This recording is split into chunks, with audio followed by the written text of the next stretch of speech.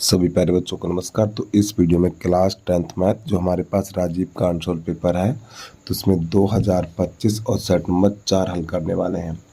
यदि आपने इससे पहले के वीडियो नहीं देखे हैं तो उन सभी वीडियो का लिंक इस वीडियो के डिस्क्रिप्शन बॉक्स में दे देंगे, तो वहाँ जाके आप देख सकते हो। और फिर भी आपको कोई वीडियो ना मिले तो कमेंट करके बोल देना, तो उस वीडियो का लिंक आपके पास भेज देंगे। तो ज़्यादा ना समय लेते हुए वीडियो की शुरुआत करते हैं। तो प्रश्न नंबर पहला है हमारा, किसी बहुपद f(x) के लिए y बराबर f(x) का ग्राफ दिया है। ग्राफ में f(x) के शून्यों की संख्या ज्ञात करनी है। तो प्यारे बच्चों, ये हमारा एक वक्र होता है, ये आप इसको ग्राफ भी बोल सकते हो, ठीक है। जो टेढ़ी मेढ़ी लकीर है ये कहलाता है ग्राफ, या वक्र भी आप इसको बोल सकते हो। तो आपको ये देखना, इस ग्राफ ने एक्स को कितनी बार काटा है। तो देखो, एक तो पॉइंट ये हो गया 1 2 3, तो यहाँ पे शून्यों की संख्या 3 हो जाएगी, तो बी वाला हमारा विकल्प सही हो जाएगा। अब इसके बाद प्रश्न नंबर 2 है हमारा, 156 का अभाज्य गुणनखंड होगा। 156 का अभाज्य गुणनखंड होगा, इसको करके देख लीजिए आप।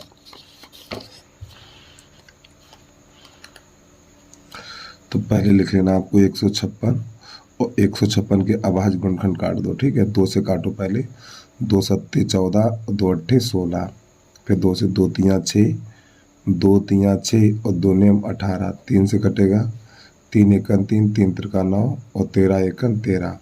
तो आपको 156 बराबर लिखना। देखो, 2 से दो बार काटा है, तो 2 पे घात 2 गुणा 3 और गुणा 13, ये वाला देख लो विकल्प कहाँ पे मिल जाएगा। तो ये विकल्प नंबर हमारा है ए वाला सही हो जाएगा, ठीक। ए पे आप टिक लगा लीजिए। अब इसके बाद प्रश्न नंबर 3 है, संख्याओं 175 तथा 191 का HCF होगा। HCF अर्थात मासा होगा। तो यहाँ पे करना क्या है, देखो, एक संख्या ऐसी बतानी है आपको, थोड़ा जूम कर लूँ मैं। एक संख्या ऐसी बतानी है जो 175 भी कट जाए और 91 भी कट जाए। तो देखो, 5 का भाग इसमें लगेगा, लेकिन 5 का भाग इसमें नहीं लगेगा। और इसके बाद 9 का भाग ना इसमें लगेगा और ना ही इसमें लगेगा 9 का भाग। 25 का भाग इसमें लगेगा, लेकिन इसमें नहीं लगेगा। तो यहाँ पे जो हमारा 7 है, इस 7 का भाग 175 में भी लगेगा और 91 में भी लग जाएगा। तो इसका विकल्प नंबर बी वाला सही हो जाएगा। नंबर 4 देखिएगा आप। अगर आपको इसको करना है तो देख लो कैसे करेंगे, वो भी देख लीजिए। प्रश्न नंबर 3 है, तो हमारी संख्या है 175 तथा 91, इनका हमें मासा बताना है। तो आपको क्या करना है, 91 का भाग लगाना है 175 में, तो एक ही बार जाएगा ये। तो यहाँ पे लिख लो 91 घटाओ, तो यहाँ पर बचेगा हमारा 4 और 17 में से 9 जाएगा तो 8 बचेगा। दोबारा भाग चालू कर दो, 91 लिखो, फिर एक ही बार जाएगा ये 84। 11 में से 4 जाएगा 7, 84, 7 एकन 7, एक बचा, फिर 4 का उतारा, 7 दूनी 14, ठीक है। तो जो अंतिम भाजक है वो कौन है, 7 है। तो इसका जो मासा हो जाएगा 7, ठीक। अगर करना चाहो तो आप ऐसे इसको कर सकते हो। अगला प्रश्न देखिएगा, 4 नंबर।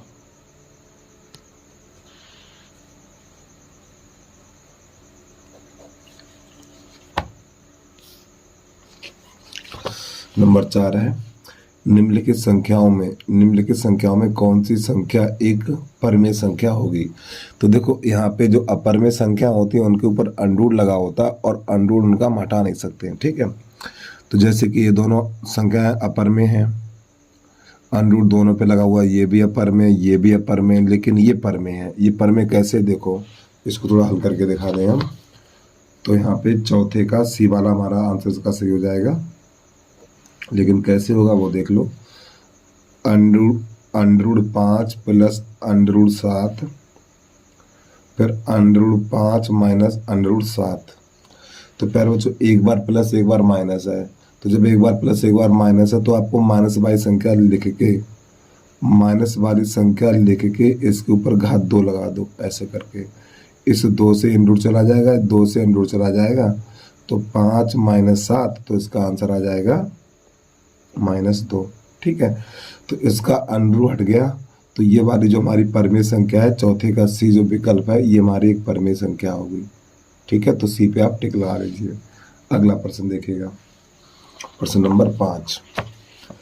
प्रश्न नंबर रैखिक समीकरण, एक ये समीकरण दे रखा, एक ये समीकरण दे रखा, के युग्म का हल होगा। तो उसमें 3 कंडीशन होती, मैं आपको तीनों बता दें, उनको देख लीजिए आप।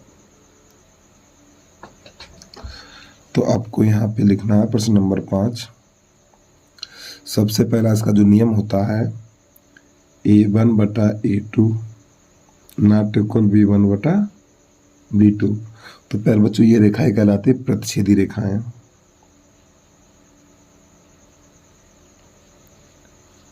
प्रतिच्छेदी रेखाएं, ठीक है, और उनको बोलते हैं अद्वितीय हल।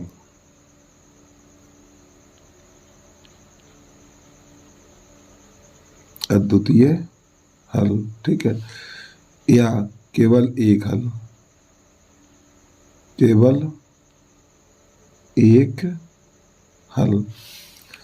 फिर इसके बाद दूसरा इसका होता है A1 बटा A2 इक्वल B1 बटा B2 इक्वल C1 बटा C2। ये कहलाती समपाती रेखाएं, और इसका अपरिमित रूप से अनेक हल होता है। अपरिमित रूप से अनेक हल। फिर तीसरा है हमारा A1 बटा A2 इक्वल B1 बटा B2 और नॉट इक्वल C1 बटा C2। ये होती समांतर रेखाएं, इनका कोई हल नहीं है।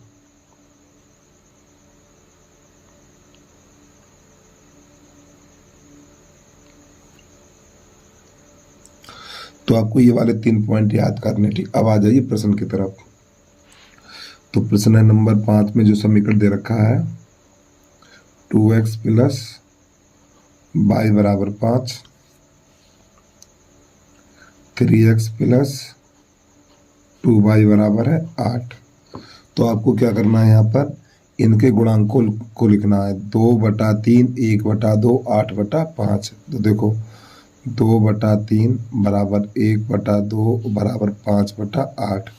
तो देखो प्यारे बच्चों ये बराबर नहीं है, पहले इसको देखा जाएगा, लास्ट वाले को छोड़ दिया जाएगा। तो यहाँ पे लिखना है 2 बटा 3 नॉट इक्वल 1 बटा 2।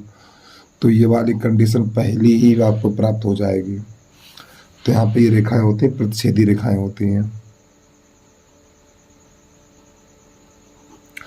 प्रतिच्छेदी रेखाएं, और साथ ही अद्वितीय हल। अद्वितीय हल, अद्वितीय हल को आप एक हल भी लिख सकते हो, ठीक है। विकल्प में एक हल भी हो सकता है और अद्वितीय हल भी हो सकता है। अब विकल्प में क्या है देख लो उसको आप। तो यहाँ पे अद्वितीय हल लिखा हुआ है, ठीक है, तो इसका ए वाला सही हो जाएगा। अब आ जाइए प्रश्न नंबर 6। AP 6, 10, 14 का 25वां पद होगा। तो सबसे पहले AP लिखना, उसमें AD के मान निकालने, फिर उसका 25वां पद ज्ञात करना है। तो प्रश्न नंबर 6 है हमारा, यहाँ पे लिखा हुआ AP 6, 10, 14 डैश। तो इससे पहले A का मान, A बराबर लिखना 6 और D बराबर 14 माइनस 10 और D बराबर 4। अब इसका निकालना है 25वां पद। तो पहले बच्चों A 25 बराबर होता है A प्लस 24, D 1 कम करके लिखा जाएगा। A का मान 6 है, 24 गुणा D का मान 4 है, तो 6 और 24 छक्का 96। इन दोनों को जोड़ेंगे तो आंसर आ जाएगा 102। तो इसका बी वाला विकल्प सही हो जाएगा। प्रश्न नंबर 7 देखिएगा।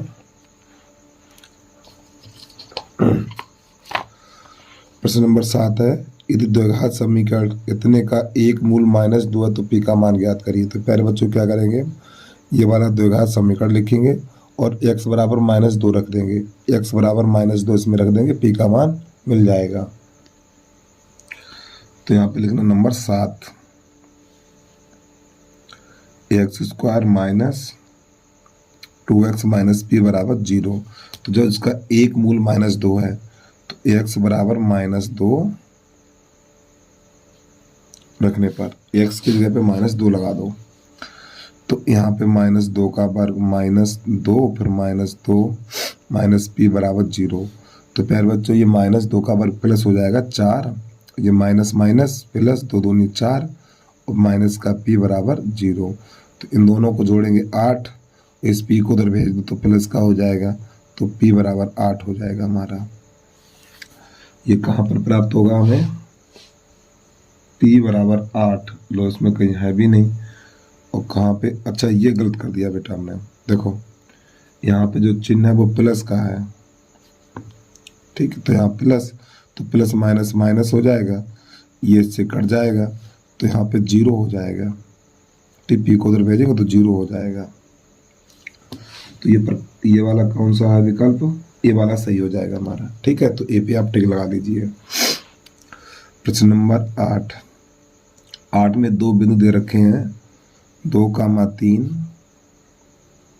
तथा 4,1, इनकी बीच की दूरी ज्ञात करनी है। तो आपको लिखना बीच की दूरी बराबर, बीच की दूरी बराबर √(x1 - x2) का होल वर्ग y1 - y2 का होल वर्ग। तो ये वाला मान है x1 और ये वाला मान है y1, x2 और ये y2 मान लगा दीजिए, √(x1 का मान 2 और x2 का मान 4, y1 का मान 3, y2 का मान 1। तो यहाँ पे माइनस का 2 बचेगा, यहाँ पर 3 नहीं 2 बचेगा प्लस का, यहाँ पे माइनस का 2, यहाँ पे प्लस का 2। तो माइनस संख्या का वर्ग हमेशा प्लस होता, तो ये 4 हो जाएगा और ये 4 हो जाएगा, इन दोनों को जोड़ेंगे 8 हो जाएगा। फिर इसको लिखेंगे 2 गुणा 2 गुणा 2, इसका जोड़ा बन गया, तो 2√2 और लास्ट में लिख देना है मात्रक। तो ये वाला विकल्प कौन सा, बी वाला हमारा सही हो जाएगा। प्रश्न नंबर है हमारा 9। तो इसमें आपको बताना त्रिज्यखंड का क्षेत्रफल। तो प्यारे बच्चों त्रिज्यखंड का क्षेत्रफल है πr² थीटा बटा 360। कहाँ पर है ये, हाँ इसका ये वाला हो जाएगा, ठीक है, क्योंकि सूत्र, चलो मैं करके दिखा दे आपको। हम देखो नमानत त्रिज्या r वाले वृत्त के उस त्रिज्यखंड का क्षेत्रफल ज्ञात कीजिए जिसका कोण थीटा है। तो आपको यहाँ पे लिखना है नंबर 9 है हमारा, त्रिज्यखंड का क्षेत्रफल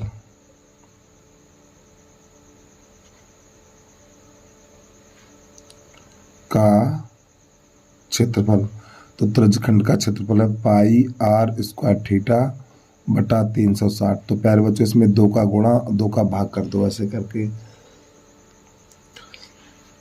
तो आपको यहाँ पे लिखना है थीटा बटा, इसका इसमें करेंगे 720 गुणा, ये हो जाएगा 2πr², ठीक, ये वाला ऐसे करके, तो इसका डी वाला सही हो जाएगा।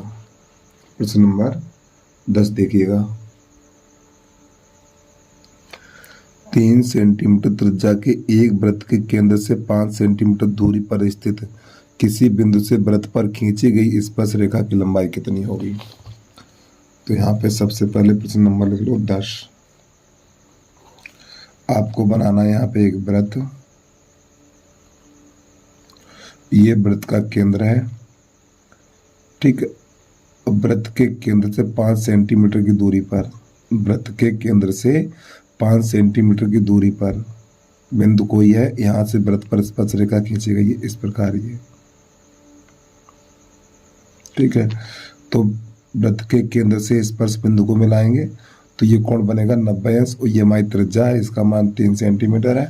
तो स्पर्श रेखा की लंबाई ज्ञात करनी है, तो यहाँ पे O कर लो, यहाँ A कर लो और यहाँ P कर लो।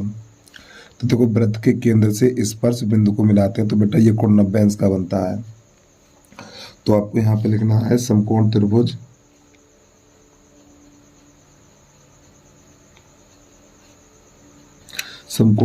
OAP में, तो इसमें पाइथागोरस प्रमेय लगानी है, कर्ण का वर्ग आधार का वर्ग प्लस लंब का वर्ग। तो 90 अंश के सामने वाली भुजा कर्ण होती है, तो ये 5 का वर्ग, आधार इसको कर लो 3 का वर्ग, और ये लंब पता नहीं है तो AP कर लो। तो ये हो जाएगा 25, ये 3 त्रिका 9 हो जाएगा, 9 को दलाओ माइनस का हो जाएगा ये, बराबर AP का वर्ग। तो यहाँ पे 16 बचेगा,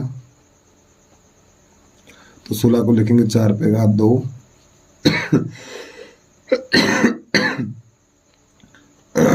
AP का वर्ग, इससे ये कट जाएगा, तो AP बराबर निकलेगा 4 सेंटीमीटर।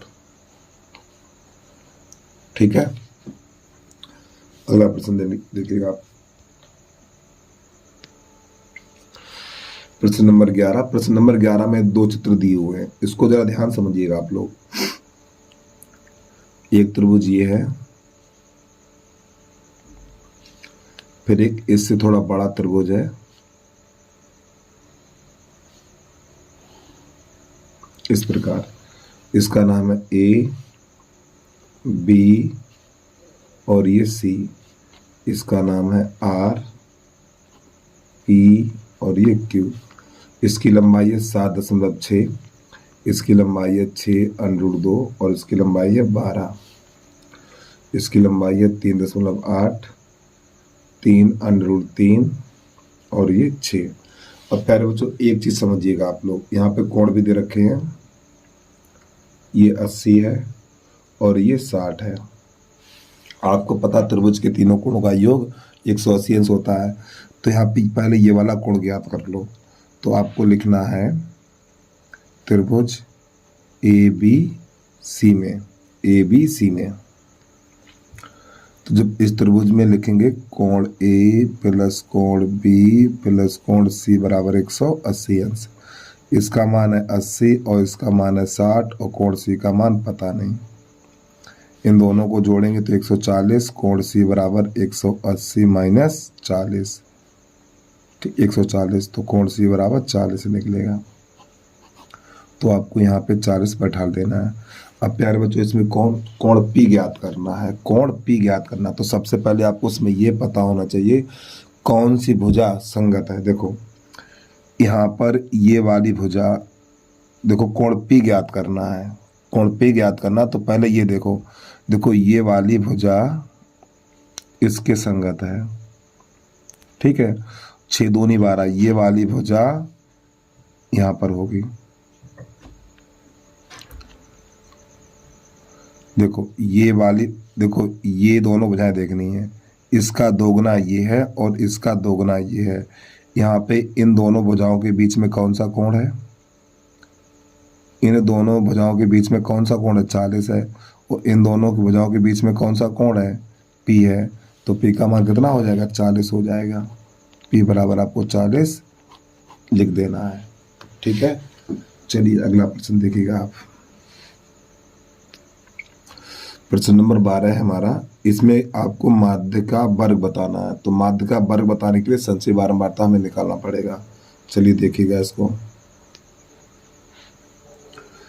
प्रश्न नंबर 12 लिख लीजिए आप।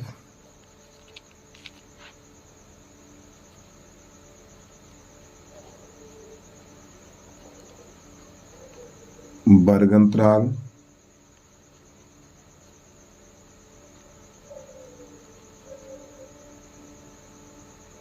बारंबारता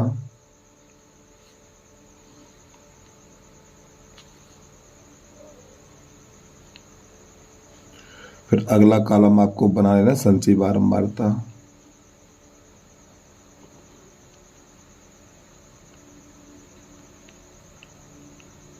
ठीक है, तो वर्ग अंतराल में है 0 से 10, 10 से 20, 20 से 30, 30 से 40, 40 से 50 और 50 से 60। बारंबारता में दे रखा है 7, 12, 18, 15, 10 और ये 3। अब इसकी संचयी बारंबारता निकालनी है तो देखो यहाँ पे 7 है तो पहले 7 लिख लो। 7 में 12 जोड़ो 19 और 19 में 18 जोड़ो 36, 37 हो जाएगा। 37 में 15 जोड़ो 7, 5, 12, 3, 4, 5 52 हो जाएगा। और 52 में इस 52 में 10 को जोड़ो तो 62 हो जाएगा और 62 में 3 को जोड़ो 65 हो जाएगा। तो प्यारे बच्चों ये वाला जो मान निकलेगा हमारा, ये जो मान निकलेगा n का मान होगा। तो आपको ऐसे लकीर कर लेनी है यहाँ पर और n बराबर लिख लेना है 65। ठीक है, तो ये संख्या हमारी विषम है। ये क्या विषम है? तो आपको लिखना है n + 1/2, n का मान 65 + 1/2 तो ये 66/2, तो ये हो जाएगा हमारा 33। अब आपको ये देखना जो 33 निकला है संचयी बारंबारता में किस संख्या के अंदर आएगा। तो देखो बेटा 33 यहाँ मिलेगा आपको। जब ये 33 यहाँ मिलेगा तो इसका वर्ग अंतराल कौन सा है? ये है। तो इसका जो आंसर हो जाएगा ये वाला हो जाएगा। ठीक है, 20 से 30। एक बार फिर समझ लो आप थोड़ा। इसके संचयी बारंबारता निकालेंगे तो ये जो मान निकलेगा हमारा, ठीक है, ये जो मान निकलेगा 65, ये हमारा n का मान होगा। अब जब ये संख्या विषम है तो आपको n + 1/2 लिखना है। तो 65 + 1 66/2, इसमें 2 का भाग लगाए 33 बार जाएगा। अब आपको ये देखना है 33 संचयी बारंबारता में किस संख्या के अंदर आएगा। तो ये मिलेगा 37 में, और 37 के सामने कौन सा वर्ग अंतराल है? 20 से 30 है। तो इसका विकल्प नंबर ए वाला सही हो जाएगा। तो ए पे आप टिक लगा लीजिए आप लोग। अगला प्रश्न देखिएगा, प्रश्न नंबर 13 है। अगर आपको टेबल याद है प्रश्न समझ में आ जाएगा। तो अगर टेबल याद कर लीजिए, देखो साइन थीटा और कॉस थीटा। तो आपको ये देखना है टेबल में साइन कॉस में किसके मान बराबर होते हैं? बेटा 45 के बराबर होते हैं। देखो साइन थीटा का भी मान 45 होता है, यानी साइन 45 और कॉस 45 इन दोनों के मान आपस में बराबर होते हैं। ठीक, तो बी पे आप टिक लगा लीजिए। अगला प्रश्न, कॉस 0 का मान। तो कॉस 0 का मान 1 होता है, कॉस 0 का मान 1 होता है और कॉस 90 का मान 0 होता है। तो इसका पहला ए वाला सही हो जाएगा। 13 का बी हो जाएगा और चौथा का प्रश्न नंबर 14 का ए हो जाएगा। अगला प्रश्न देखिए 15। तो प्रश्न नंबर 15 है, यदि tan 2a बराबर 1 है, जहाँ 2a एक न्यून कोण है, तो a का मान कितना होगा? तो प्यारे बच्चों आपको लिख लेना है tan 2a बराबर 1 और 2a एक न्यून कोण है। न्यून कोण क्या? 0 से बड़े और 90 से छोटे कोण को न्यून कोण कहते हैं। तो यहाँ पे 2a बराबर लिखेंगे 2a बराबर 90 - 2a रखने पर, तो 2a की जगह पे आपको 90 - 2a लगाना है। तो यहाँ पे tan की जगह cot हो जाएगा, फिर cot 90 - 2a और बराबर 1। तो यहाँ पे cot है तो cot में ही देखो एक मान किसका है? cot 90 - 2a, तो cot 45 का मान है।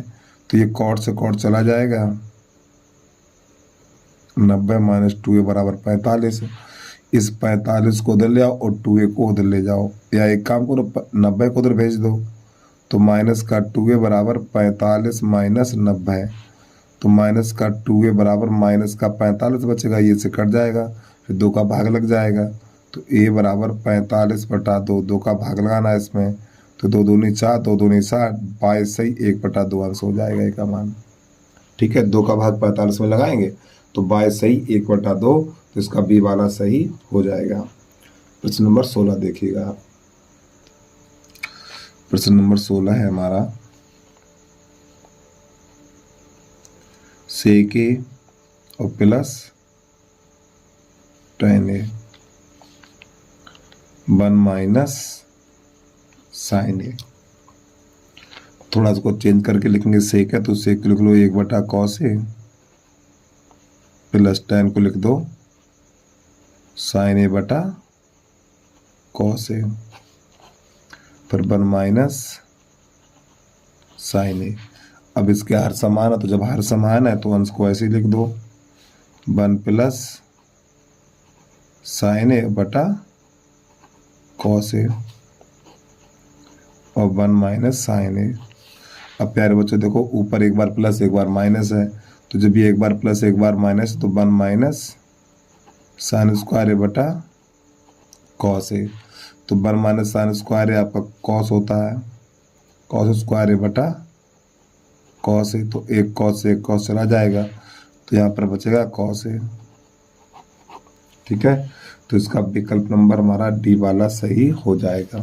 प्रश्न नंबर 17 है, किसी बारंबारता बंटन के माध्य और माध्यिका क्रमशः 26.1 और 25.8 है, तो बंटन के लिए बहुलक का मान कितना होगा। चलिए समझिएगा। तो यहाँ पे एक सूत्र आपको याद रखना है, तो यहाँ पे प्रश्न नंबर 17 लिख लें हम। 3 गुणा माध्यक बराबर बहुलक प्लस 2 गुणा माध्य। तो प्यारे बच्चों जो माध्यक है माध्यिका कहलाती है हमारी, तो आपको यहाँ पर लिखना 3 गुणा और इसका जो माध्यक है 25.8 बराबर बहुलक तो हमें पता नहीं प्लस 2 गुणा माध्य हमारा है 26.1। तो देखो 3 अट्ठे 24 की 4 हासिल 2 और 3 पंजे 15 2 17 हासिल 1 3 दूनी 6 और 1 7 और दशमलव से पीछे एक अंक, तो यहाँ पे 1 लगा दो, यहाँ लिख लो बहुलक प्लस 2 एकन 2 2 छंग 12 2 दूनी 4 और 1 5 दशमलव से पीछे एक अंक, तो यहाँ पे लगा दो। अब 52.2 को इधर भेजो तो 77.4 माइनस 52.2 बराबर बहुलक। तो नई लाइन से लिखना बहुलक बराबर इसमें से घटाना है, 4 में से 2 जाएगा 2 बचेगा, अब 7 में से 2 जाएगा 5 बचेगा और 7 में से 2 जाएगा 7 में से 5 जाएगा 2 बचेगा और दशमलव यहाँ पे लग जाएगा। तो इसका जो बहुलक हो जाएगा 25.2 और विकल्प नंबर सी वाला हमारा सही हो जाएगा। अगला प्रश्न धारा देखिएगा। प्रश्न नंबर 18 है, निम्नलिखित सारणी का बहुलक वर्ग कितना है। तो बहुलक वर्ग बताना। तो प्यारे बच्चों बहुलक वर्ग क्या होता है, बारंबारता में जो सबसे बड़ी संख्या होती है, बारंबारता में जो सबसे बड़ी संख्या होती है उसके सामने जो वर्ग होगा वही हमारा आंसर होगा। तो देखो सबसे बड़ी संख्या 12 है, तो 12 के सामने जो वर्ग अंतराल है 10 से 15। ठीक है, तो इसका डी वाला सही हो जाएगा। तो 18 में यहाँ पे हम लिख लें थोड़ा,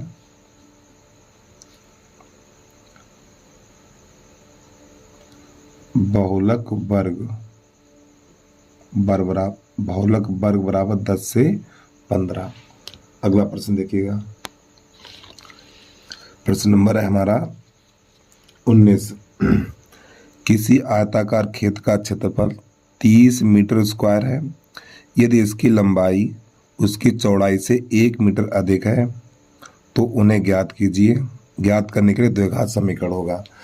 तो जो उसकी लंबाई है चौड़ाई से 1 मीटर अधिक है, तो आपको यहाँ पे लिख लेना है नंबर 19 डाल के, माना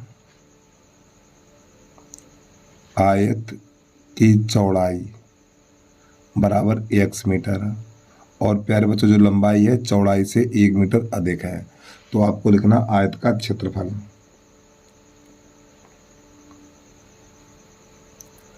आयत का क्षेत्रफल यहाँ पे दे रखा है 90 यानी 30, आयत का क्षेत्रफल 30 दे रखा है।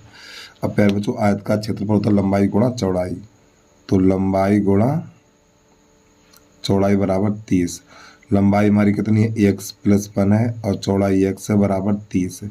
अब इस x का अंदर गुणा करेंगे, तो जब x का अंदर गुणा करेंगे तो ये हो जाएगा हमारा x स्क्वायर प्लस x, और इस 30 को अंदर ले आओ तो माइनस का 30 हो जाएगा बराबर 0। तो ये वाला द्विघात समीकरण कहाँ पे देखिएगा, तो इसका सी वाला विकल्प सही हो जाएगा हमारा। ठीक, सी पे आप टिक लगा लीजिएगा। प्रश्न नंबर 20 इसको देखिएगा आप। 20 नंबर है, एक पासे को एक बार फेंकने पर सम संख्या प्राप्त होने की प्रायिकता कितनी है। तो यहाँ पे प्रश्न नंबर 20 आपको लिख लेना है। तो पहले लिखो कुल परिणाम। प्यारे बच्चों, पासा पे 1 से लेके 6 तक अंक अंकित होते हैं। ठीक है, 1 2 3 4 5 6। तो प्रश्न कह रहा है सम संख्या,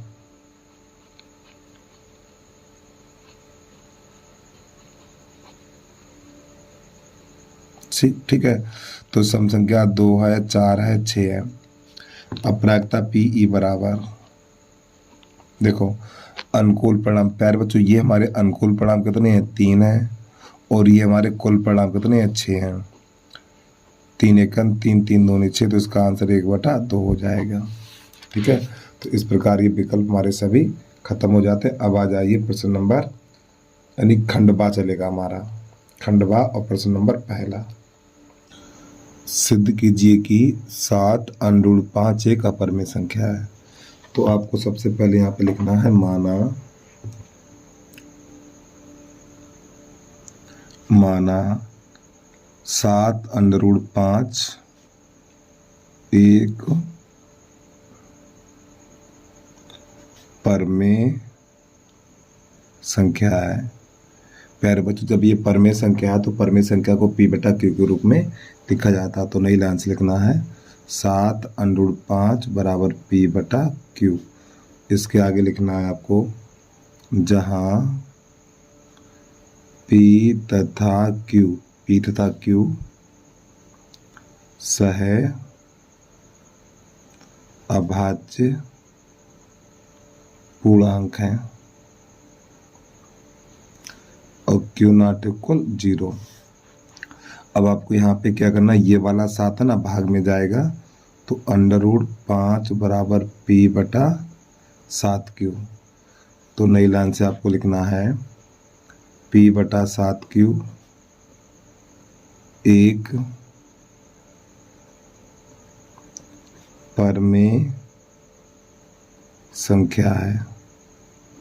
प्यारे बच्चों, जब ये परमेय संख्या है तो ये भी परमेय संख्या है, तो अतः √5 भी एक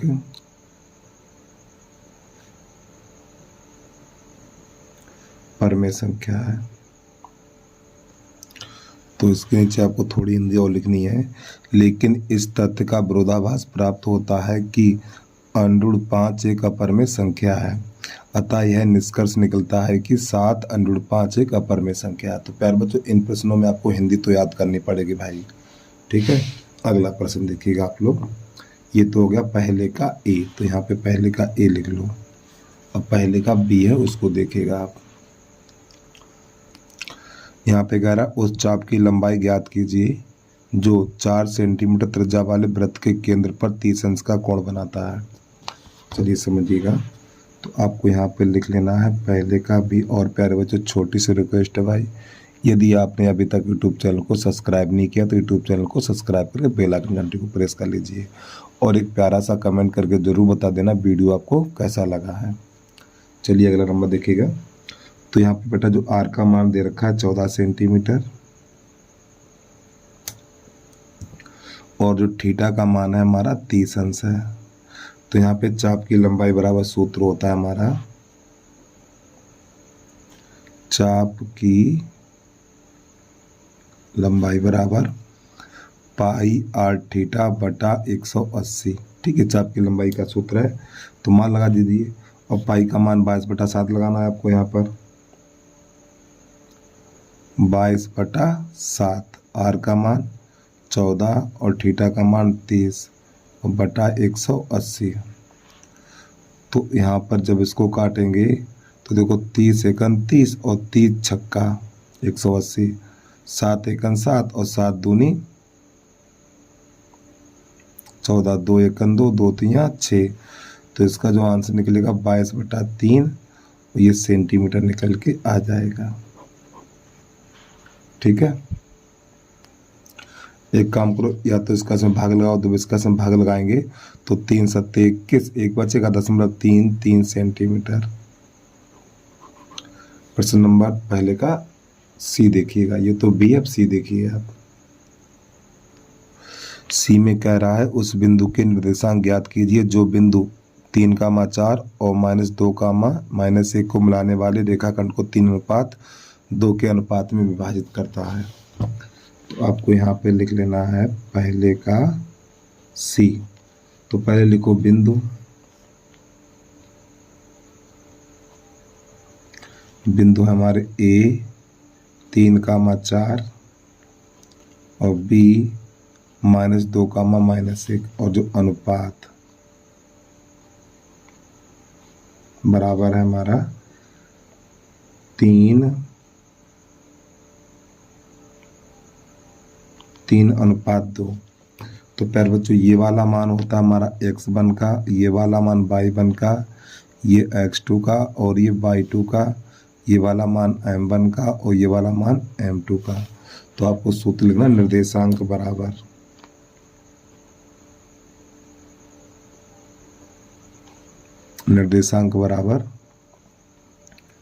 m1 x2 plus m2 x1 बटा m1 प्लस m2 कामा m1 y2 m2 y1 बटा m1 प्लस m2। तो ये वाले मान इसमें लगा दीजिए। m1 का मान 3 और x2 का मान -2 प्लस m2 का मान 2 और x1 का मान 3 और बटा m1 प्लस m2 3 प्लस 2 कामा m1 का मान 3 y2 का मान -1 प्लस m2 का मान 2 और y1 का मान 4 बटा m1 प्लस m2 3 प्लस 2। इसको थोड़ा हल करिए तो ये माइनस का 6 प्लस का 6 बटा 5, ये माइनस का 3 प्लस का 8 बटा 5। ठीक है, तो ये इससे कट जाएगा तो यहाँ पे 0/5 हो जाएगा, ये 5/5 हो जाएगा। 5 एकन 5, 5 एकन 5, तो हो जाएगा 0,1। तो ये निर्देशांक निकला हमारा। ठीक है, चलिए भाई अगला प्रश्न देखिएगा।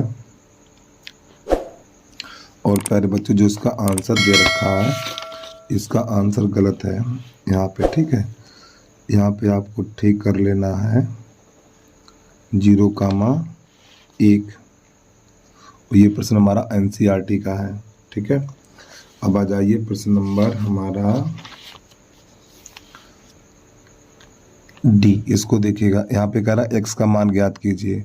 x का मान ज्ञात कीजिए जिनके लिए बिंदु इतने इतने के बीच की दूरी 5 मात्रक है। इसको भी देख लीजिए आप। तो यहाँ पे आपको लिख लेना है पहले का डी। तो बीच की दूरी पहले लिखो बिंदु x, 2 तथा 6, 5। तो बीच की दूरी बराबर बीच की दूरी, तो बीच की दूरी दे रखी है 5 मात्रक। ठीक है, तो यहाँ पे बीच की दूरी का सूत्र लगा देना x1 माइनस x2 का होल वर्ग प्लस y1 माइनस y2 का होल वर्ग, और ये रहा अंडर रूट और बराबर ये 5। तो प्यारे बच्चों x1 का मान x ही रहेगा, x2 का मान 6 इसका होल वर्ग प्लस y1 का मान 2 और y2 का मान 5 और इसका होल वर्ग बराबर। अब जब ये अंडर रूट हटेगा तो इधर घात 2 लग जाएगी। अरे भाई ये वाला अंडू हटेगा तो घात इधर लग जाएगी, 5 पे घात 2 हो जाएगा हमारा।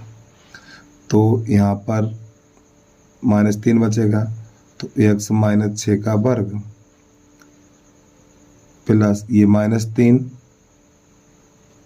का वर्ग बराबर, ये तो 25 हो जाएगा। तो x -6 का वर्ग बराबर ये 3 का 9 प्लस का हो जाएगा, इस 9 को उधर भेजो तो 25 - 9। अब प्यारे बच्चों यहाँ से दूसरे पेज पे चल रहे हैं,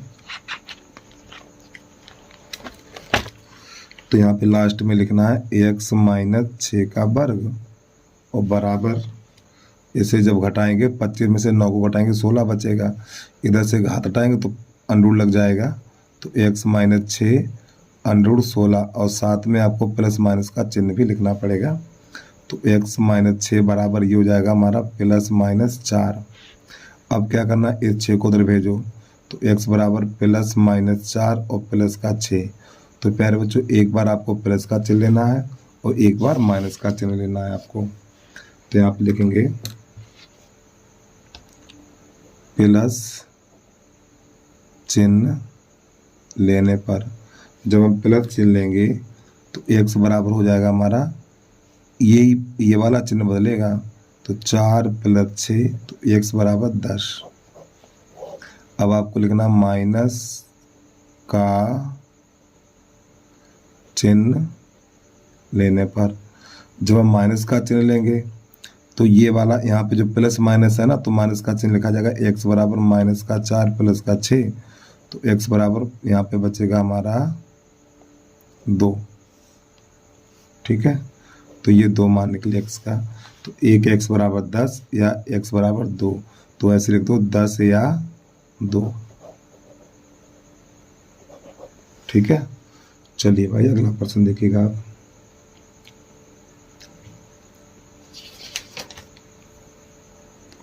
अब आपको लिखना प्रश्न नंबर पहले का ई। तो ये प्रश्न हमारा त्रिकोणमिति वाला है, 1 + sec थीटा और ये sec थीटा बराबर sin² थीटा और 1 - cos थीटा, ये रहा। तो प्यारे बच्चों यहाँ पे LHS लिखिए पहले,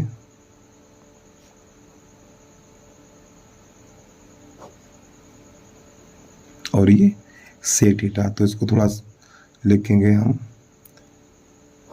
sec को लिखेंगे 1 प्लस इस sec को लिखेंगे 1/cos थीटा, इसको लिखेंगे 1/cos थीटा, इस प्रकार।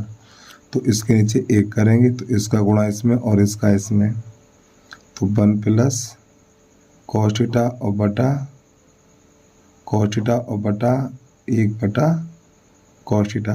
तो प्यारे बच्चों इससे ये कट जाएगा, तो कटने के बाद जो हमारा बचेगा 1 + cos थीटा, ये बचेगा। अब जब ये बच गया तो इसमें क्या करेंगे, 1 - cos थीटा गुणा और 1 - cos थीटा, 1 - cos थीटा का गुणा और 1 - cos थीटा का भाग कर देंगे। तो ऊपर वाली संख्या एक बार प्लस एक बार माइनस है, तो जब ये एक बार प्लस एक बार माइनस है तो हो जाएगा 1 - cos² थीटा बटा 1 - cos थीटा। अब ये 1 - cos² sin² हो जाएगा बटा 1 - cos थीटा, यही हो गया। तो आपको लिख देना LHS बराबर RHS। ठीक है, प्रश्न नंबर अगला देखिएगा। तो प्रश्न नंबर F है, इसमें हमें माध्य ज्ञात करना है। ठीक है, चलिए देखिएगा। तो पहले टेबल बनानी है वाली, तो यहाँ पे वर्ग अंतराल दे रखा है 0 से 6, 6 से 12, 12 से 18, 18 से 24 और 24 से 30, और जिसकी बारंबारता है हमारी 5 है, 9 है, 10 है, 12 है और ये 4 है। अब आपको अगला कॉलम बनाना है मध्यमान। देखो बारंबारता को बेटा F से लिखा जाता है, ठीक है। अब बनेगा मध्यमान, मध्यमान इसे x से लिखा जाता है। तो मध्यमान कैसे प्राप्त करेंगे, इन दोनों को जोड़ के 2 का भाग लगाएंगे तो 6 हो जाएगा, और 6 में 2 का भाग लगाएंगे 3। तो इन दोनों को जोड़ो, इन दोनों को जोड़ेंगे 18, 18 में 2 का भाग लगाएंगे, 18 में 2 का भाग लगाएं 9 हो जाएगा। अब आपको इसमें ये देखना है, तो प्यारे बच्चों इसमें कितने कितने का अंतर है, 6 का अंतर है। तो इसमें 6 जोड़ दीजिए, 3 में 6 जोड़ो 9, 9 में 6 जोड़ो 15, और 15 में 6 जोड़ो 21, 21 में 6 जोड़ो 27। तो जो हमारा अगला कॉलम बनेगा यहाँ पर x गुणा f, ठीक है, यानी इन दोनों का गुणा करके इसमें लिखना है। 5 3 15, 9 नेम 81, 15 का 50 में करेंगे तो 150, और ये 12 एकन 12 हासिल 1, 12 दूनी 24 और 1 25, और 7 चौक 28, 4 सत्ते 28, 4 दूनी 8 दो 10। अब इसको जोड़ेंगे तो नीचे आपको एक लकीर कर लेनी इस प्रकार। ये इसके जोड़ को बोलते हैं सिग्मा एफ, बराबर इसको जोड़ेंगे तो ये हो जाएगा हमारा 14।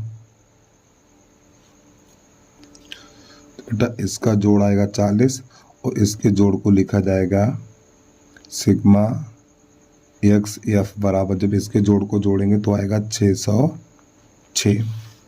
तो हमारा सूत्र होता समांतर माध्य बराबर सिग्मा एक्स है बटा सिग्मा एफ। तो मान लगा दीजिए, इसका मान है 606 और बटा 40। अब इसका भाग इसमें लगाना, जब इसका भाग इसमें लगाएंगे तो चलो भाग भी लगा के दिखा दें, काफ़ी बच्चे भाग भी नहीं कर पाते बेटा इतना।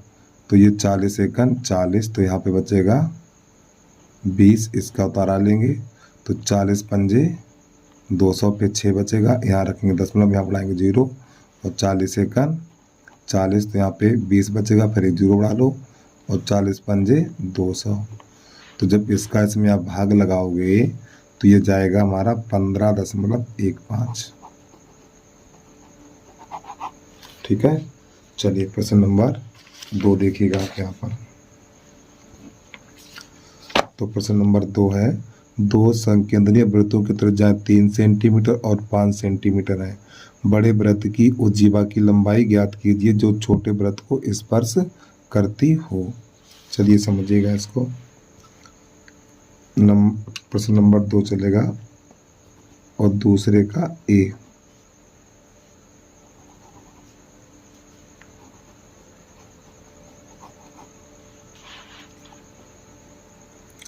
तो सबसे पहले तो आप ये समझ लो, संकेंद्रीय वृत्त होते क्या, एक ही केंद्र से 2 वृत्त खींचे जाएं, एक ही केंद्र से 2 वृत्त खींचे जाएं तो ऐसे वृत्त संकेंद्रीय वृत्त कहलाते हैं। तो प्यारे बच्चों ये वृत्त का केंद्र है, जिसे ओ से लिखा जाएगा। तो यहाँ पे बड़े वृत्त की जीवा छोटे वृत्त को स्पर्श कर रही है, तो यहाँ से बड़े वृत्त की जीवा खींचेंगे हम।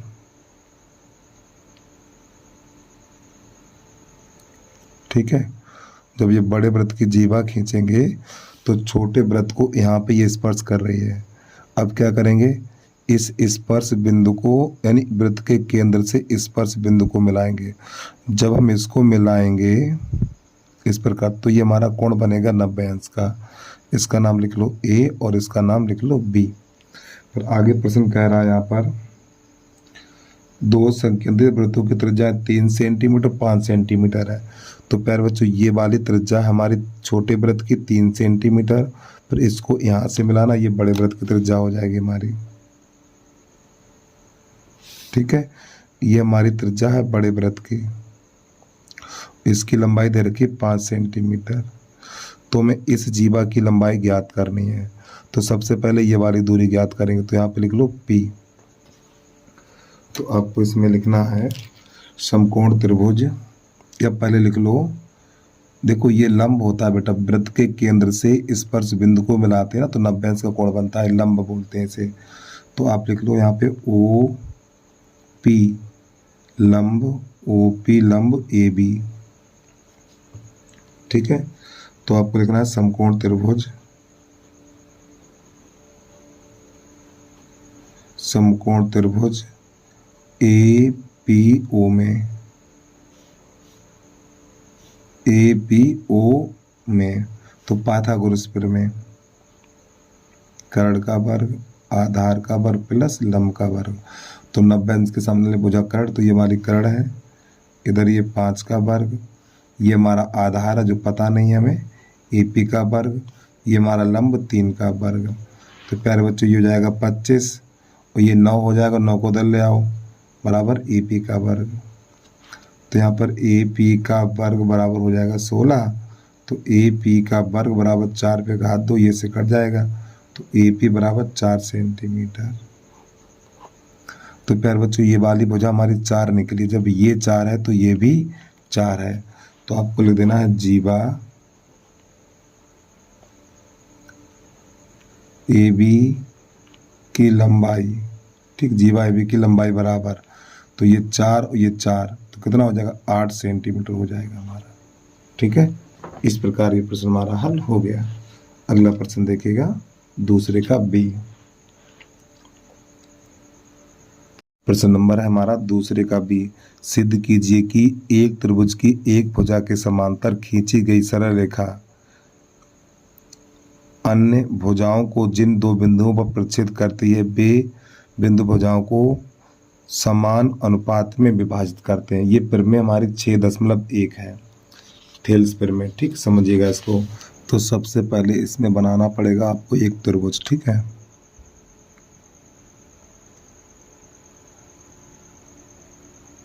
इस प्रकार, तो इसका नाम यहाँ पे लिख लो A, यहाँ लिख लो B और यहाँ लिख लो C। फिर इस भुजा BC के समांतर एक भुजा खींचेंगे जिसका नाम रखेंगे हम DE, D और E। तो इसमें लिखेंगे दिया है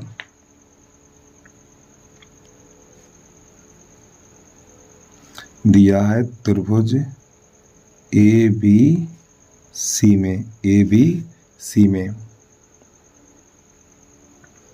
DE BC के समांतर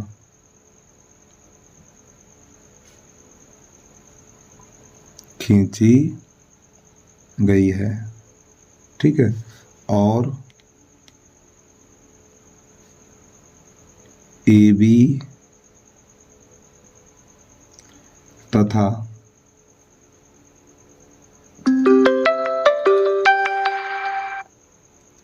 तथा AC को क्रमशः, यानी जो हमारी ये वाली भुजा है ना, ये वाली, तो AB और AC को क्रमशः D और D तथा E पर प्रतिच्छेद करती है।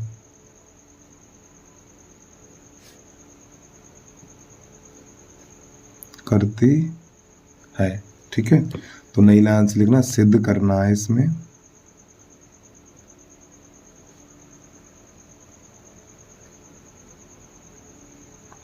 सिद्ध करना AD बटा DB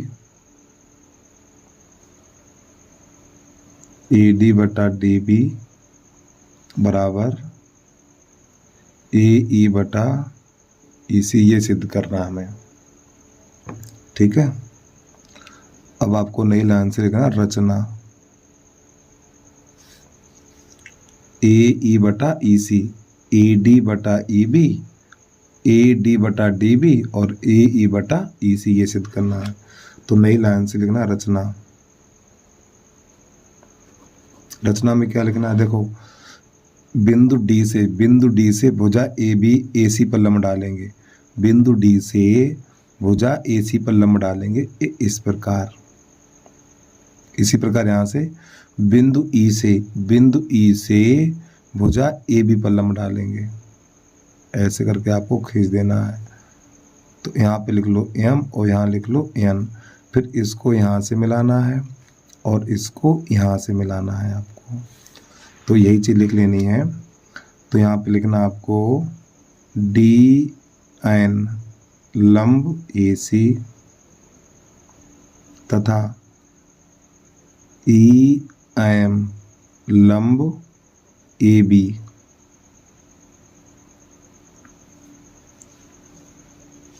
पर खींचा, ठीक है, यानी खींचा, ऐसे लिख दो। फिर नई लाइन से लिखना है आपको BE और DC को मिलाया, BE तथा DC को मिलाया। अब आपको नई लाइन से लिखना उपपत्ति।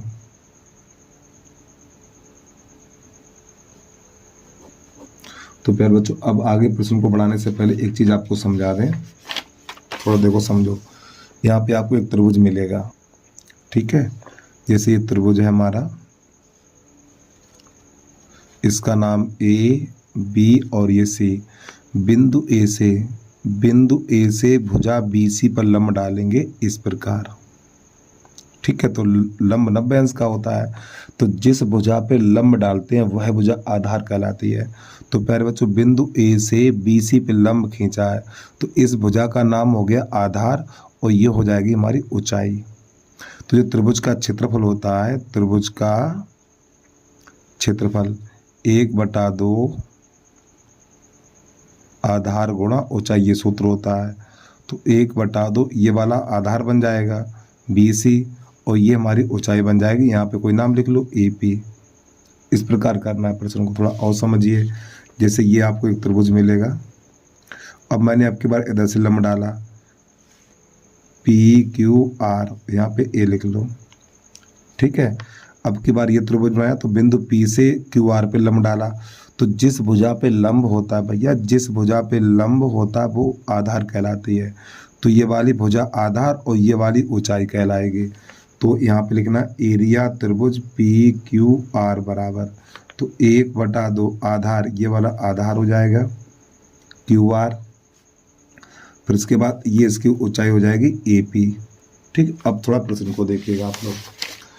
तो यहाँ पे हमें क्या करना है, देखो पहले आपको ये देखना AD और DB देखना। AD और DB किस त्रिभुज में आएगा, AD और DB किस त्रिभुज में आएगा। देखो AD ये रहा, तो AD हमारा इस त्रिभुज में आएगा,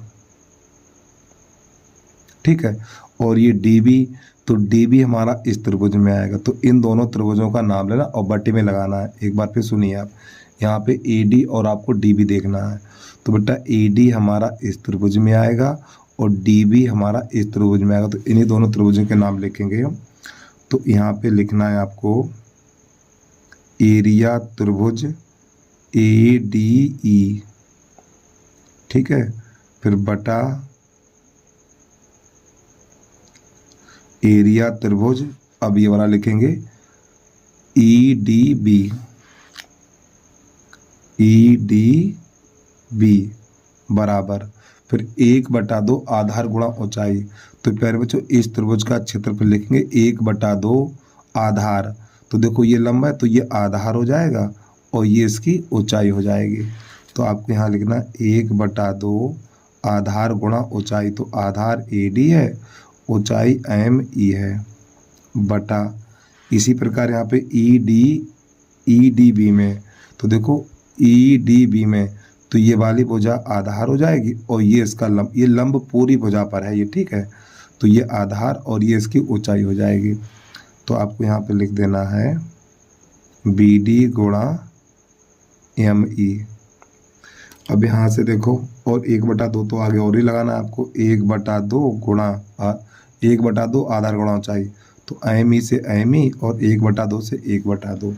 तो आपको यहाँ पे लिख लेना है एरिया त्रिभुज ADE बटा एरिया त्रिभुज EDB बराबर AD बटा BD।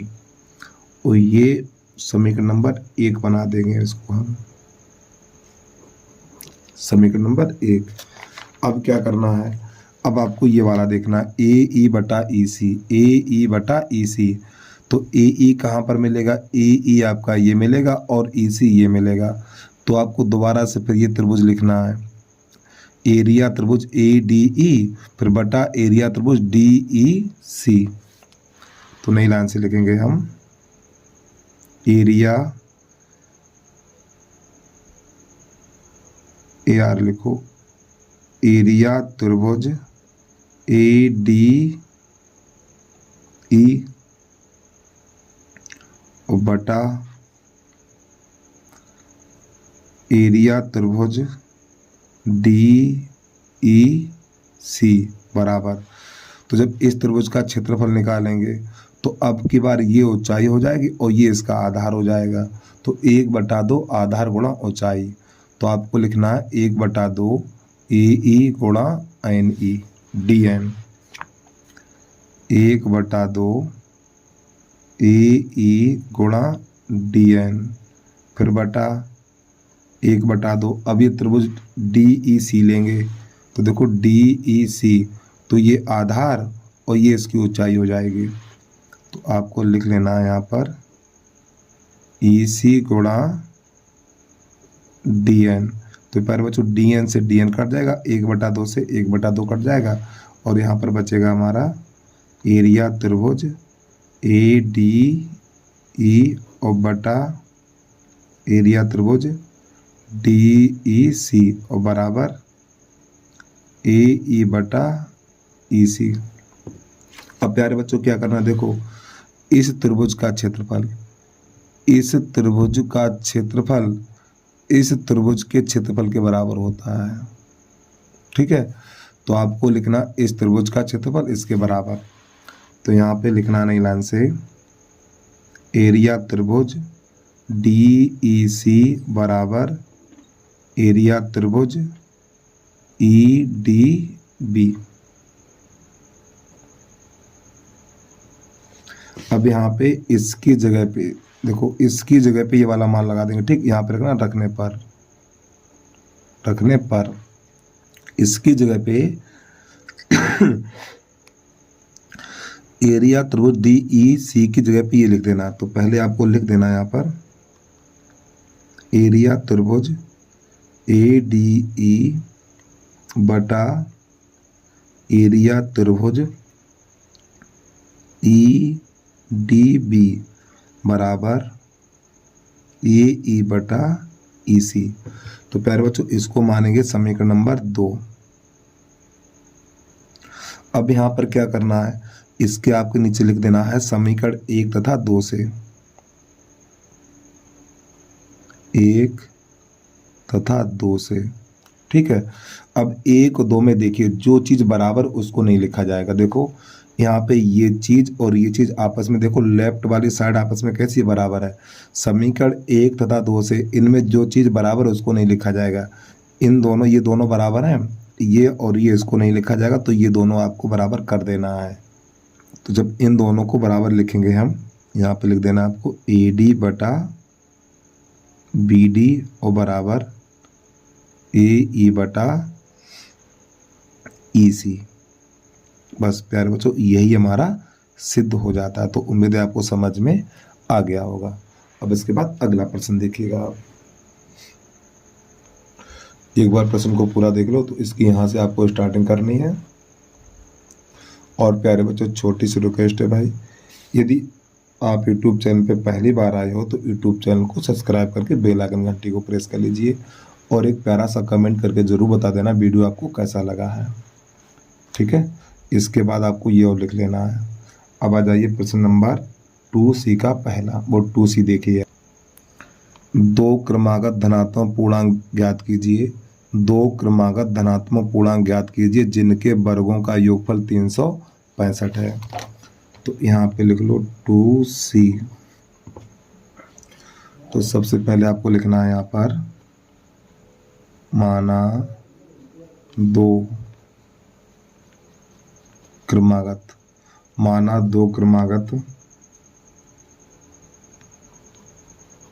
धनात्मक पूर्णांक धनात्मक पूर्णांक x तथा x + 1 है। ठीक है, फिर प्रश्न कह रहा है इनके वर्गों का योगफल। तो इन दोनों का वर्ग करके आप जोड़ दो ऐसे करके और बराबर 365। अब यहाँ पे a + b का होल वर्ग लगाना है आपको। तो a² + b और प्लस का 2x, इसको अंदर ले आओ माइनस का 365 बराबर 0। तो प्यारे बच्चों x² 2x² और प्लस का 2x, 365 में 1 घटा दो तो माइनस का 364 बराबर 0। अब यहाँ पर क्या होगा, 2 का भाग लग जाएगा इसमें, तो यहाँ पे लिखना चाहो तो लिख दो 2 का भाग देने पर, 2 का भाग देने पर जब इसमें 2 का भाग लगाएंगे तो ये बन जाएगा x square plus x minus 2 एकन 2, 2 अट्ठे 16, 2 दूनी 4 बराबर 0। तो 182 के ऐसे गुणनखंड करो, 182 के ऐसे गुणनखंड करो घटाने पर 1 बचे, तो आप क्या करेंगे, यहाँ पे 14 गुणा 13 करेंगे, 14 गुणा 13 182 होता है। तो एक्स स्क्वायर प्लस यहाँ पे एक्स, 14 में से 13 घटा देंगे, माइनस का 182 बराबर 0। तो एक्स स्क्वायर प्लस 14x हो जाएगा, माइनस का 13x हो जाएगा, माइनस का 182 बराबर 0। तो यहाँ से x कॉमन लेंगे तो x प्लस 14 माइनस का यहाँ से 13 कॉमन लेंगे, जब यहाँ से माइनस का 13 कॉमन लेंगे तो x प्लस 13 एकन 13, 5 बचा 13 चौकू 52 और बराबर 0।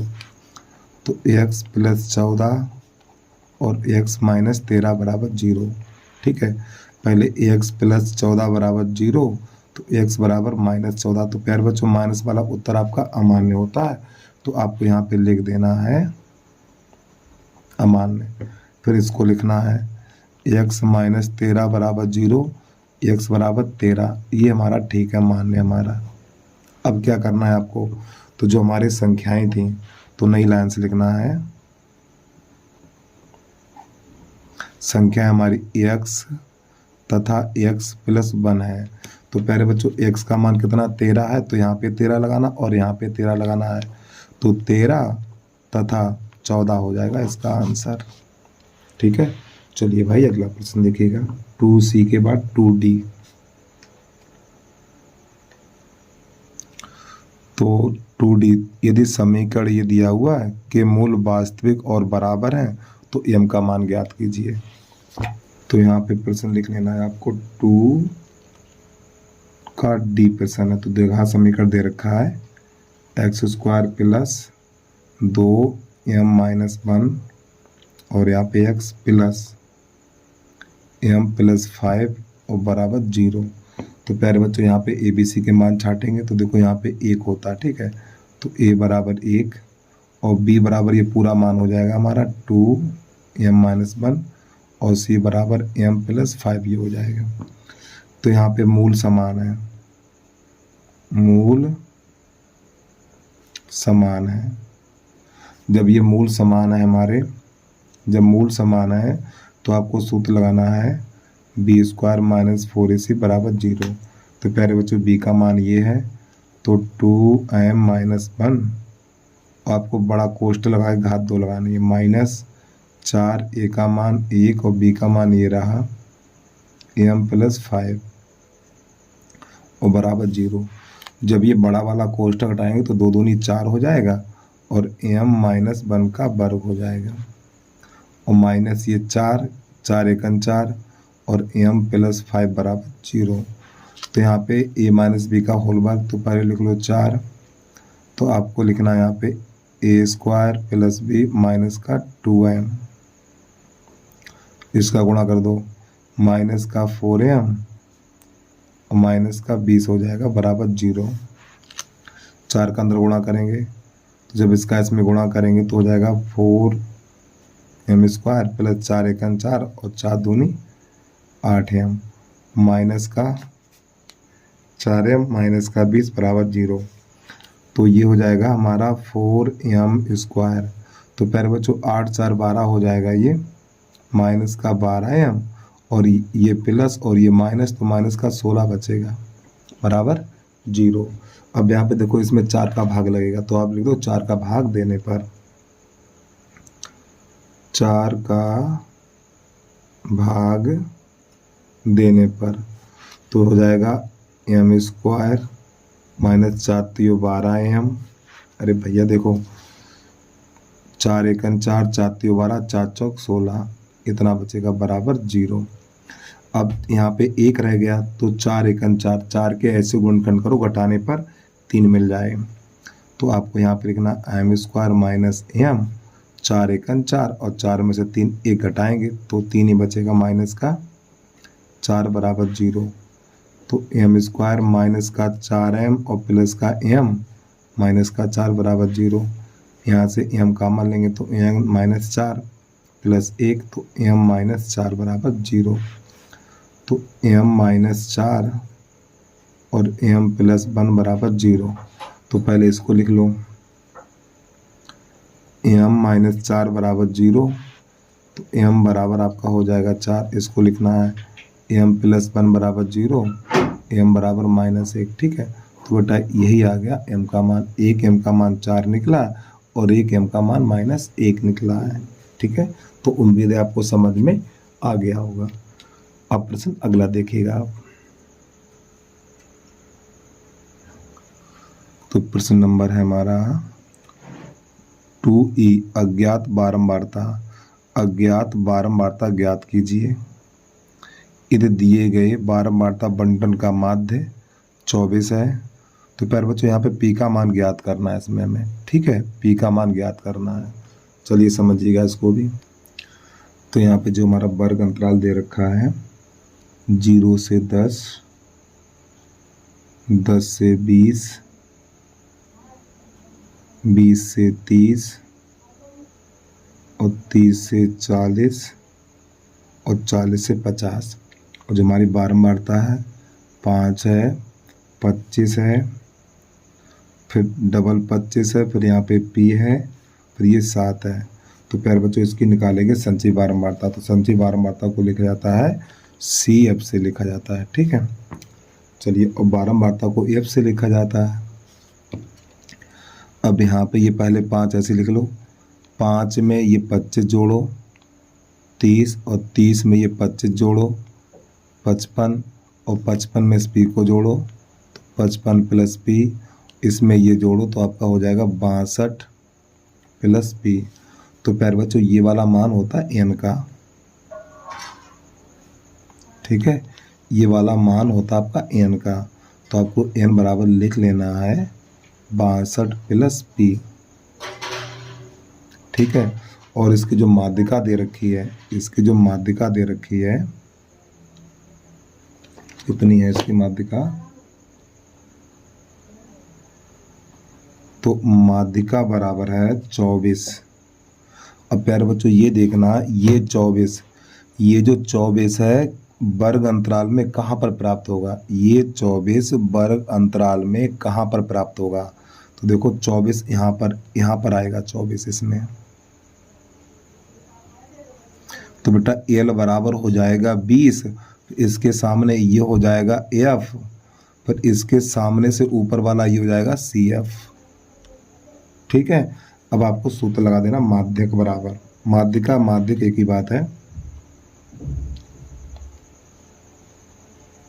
माध्यिका बराबर या माध्यक लिख दो आप L प्लस N बटा 2 माइनस CF और बटा F और इंटू H। तो प्यारे बच्चों माध्यिका दे रखी है, यहाँ पर लिख दो 24 और L का मान कितना 20 है, तो यहाँ पे लगा दो 20 प्लस N बटा N का मान है 62 प्लस P और बटा 2 और CF का मान है 35। यहाँ पे देखो 35, तो आपको यहाँ पे 30 है और बटा F का मान 25 है तो यहाँ पे 25 और H का मान, तो H का मान यहाँ पे देखो कितने का अंतर है, 10 का अंतर है, तो आपको यहाँ पे लगा देना है 10। अब इसको भेजो उधर, तो आपका हो जाएगा 24 माइनस 20 बराबर, इसका इसमें गुणा कर दो। जब इसका इसमें गुणा करेंगे 60 हो जाएगा, तो 62 प्लस पी माइनस 60 और बटा 2। ठीक है, और फिर ये बटा 25 और कोष्टक से बाहर है हमारा 10, यहाँ पे बचेगा 4। तो यहाँ पे लिखना है 62, कितना बचेगा ये 62 में से 60 जाएगा 2 बचेगा। ठीक है 2, तो आपको यहाँ पे लिख देना है 2 प्लस पी, ऐसे करके लिख दो। ठीक है 2 प्लस पी बटा, और प्यारे बच्चों ये जो हमारा 2 है ना, तो 2 का गुणा इसमें हो जाएगा तो हो जाएगा 50 और बाहर चल रहा है हमारा 10, इस 0 से ये 0 कट जाएगा हमारा, तो यहाँ पे क्या करना, इस 5 का गुणा इधर हो जाएगा, तो ये हो जाएगा 20, या पहले बचा हुआ लिख लो, 4 बराबर 2 प्लस पी बटा 5, इसके नीचे कर लो, इसका इसमें इसका इसमें, तो 2p 2 प्लस पी बराबर 20। अब p को 2 को उधर भेज दो, तो p बराबर 20 माइनस 2, तो p बराबर 18 हो जाएगा। यही आपका आंसर आ गया। ठीक है, चलिए भाई जल्दी से नोट करिए, अगला प्रश्न देखिएगा आप। प्रश्न नंबर है हमारा, ये तो था ई, अब चलेगा एफ। प्रश्न नंबर एफ है, एक थैले में 5 काली गेंदें, 7 लाल और 3 सफ़ेद गेंदें हैं। एक गेंद अदृश्यता निकाली जाती है, प्रायिकता ज्ञात कीजिए। लाल गेंद की, काली गेंद की, काली गेंद ना होने की प्रायिकता। चलिए समझिएगा यहाँ पर। तो प्रश्न नंबर लिख लेना है आपको, दूसरे का एफ। तो प्यारे बच्चों इसमें क्या लिखना है, पहले लिख लो गेंदों की संख्या। काली गेंद, ठीक, इसे हम बी से ब्लैक। काली गेंदें कितनी है हमारे पास, 5 हैं। लाल गेंद, ठीक, आर से यानी रेड, कितनी है, 7 हैं। फिर सफेद गेंद डब्लू वाइट, कितनी है, 3 है।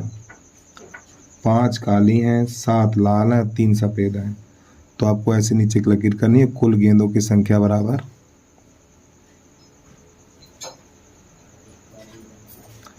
इनको जोड़ो 10 15, कुल गेंदें कितनी हो गई, 15 हो गई हैं। अब प्रश्न नंबर पहला है हमारा, इसका खाली पहला लिखो बस, लाल है, तो लाल की प्रायिकता ज्ञात करनी, तो आपको लिखना है पी रेड बराबर। तो आपको ये देखना लाल गेंदें हैं कितनी, प्यारे बच्चों लाल गेंदें 7 हैं, तो 7 बटा 15, ठीक। दूसरा नंबर डाल के लिखना है आपको, दूसरा काली है, काली है, तो काली ब्लैक बी बनाएंगे, ठीक है। तो यहाँ पे पी बी बराबर, काली गेंदें कितनी है, 5 हैं, कितनी है, 5, तो 5 बटा 15 लिखना है, 5 बटा 15, 5 एकन 5, 5 3 15, तो इसका आंसर निकलेगा 1 बटा 3। फिर इसके बाद प्रश्न नंबर इसका तीसरा कह रहा है काली नहीं है, काली नहीं है, तो इसके लिए एक सूत्र आपको लगाना पड़ेगा। देखो पी ब्लैक यानी काले होने की प्रायिकता, और पी ब्लैक के ऊपर डंडा, बी के ऊपर डंडा लगा दो, ये काले होने की प्रायिकता, ये काले ना होने की प्रायिकता का बराबर योग 1 होता है।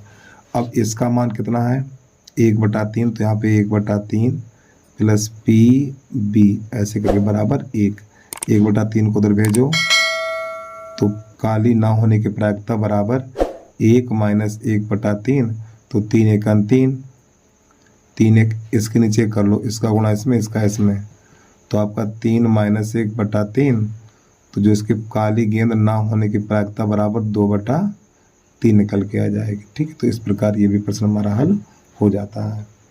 अब आ जाइए अगला प्रश्न देखिएगा आप, प्रश्न नंबर 3। तो प्रश्न नंबर है हमारा 3, यदि किसी एपी के प्रथम 7 पदों का योगफल 49 और प्रथम 17 पदों का योगफल 289 है, इसके प्रथम n पदों का योगफल कितना है। तो यहाँ पे सबसे पहला सूत्र याद रखना पड़ेगा आपको, SN बराबर n बटा 2 कोष्टक अंदर 2n plus n minus 1 into D. फिर इसके बाद यहाँ पे 7 पदों का योगफल 49 है, तो यहाँ पे देखो n की जगह पे 7 लगाया, तो आपको यहाँ पे n की जगह पे 7 लगाना है, तो हो जाएगा 7 बटा 2 2a प्लस यहाँ पर भी 7 रखना है, 7 माइनस 1 इंटू डी, और बराबर आपको लगा देना 49। तो ये 7 बटा 2 2a, और यहाँ पे हो जाएगा हमारा 6d, और बराबर 49। अब प्यारे बच्चों क्या करना, इसमें से 2 कॉमन ले लो, जब इसमें से 2 कॉमन लेंगे तो 7 बटा 2 गुणा 2, तो आपका हो जाएगा a प्लस 3d, बराबर 49। 2 से 2 काट दो, 7 एकन 7, 7 सत्ते 49। तो a प्लस 3d बराबर हो जाएगा 7, समीकरण नंबर 1। अब इसके बाद इसका जो अगला समीकरण दे रखा है, जो 17 पदों का योगफल, तो आपको लिखना आयस 17 बराबर 17 पदों का योगफल 289 यहाँ पे दे रखा है। ठीक, आयस 17 लिखना है। अब यहाँ पे n की जगह पे 17 लगाना, सूत्र आपका यही लगेगा, बस n की जगह पे 17 लगाना है आपको। तो यहाँ पे लिखना है 17/2 2a प्लस 17-1 इंटू डी बराबर 289।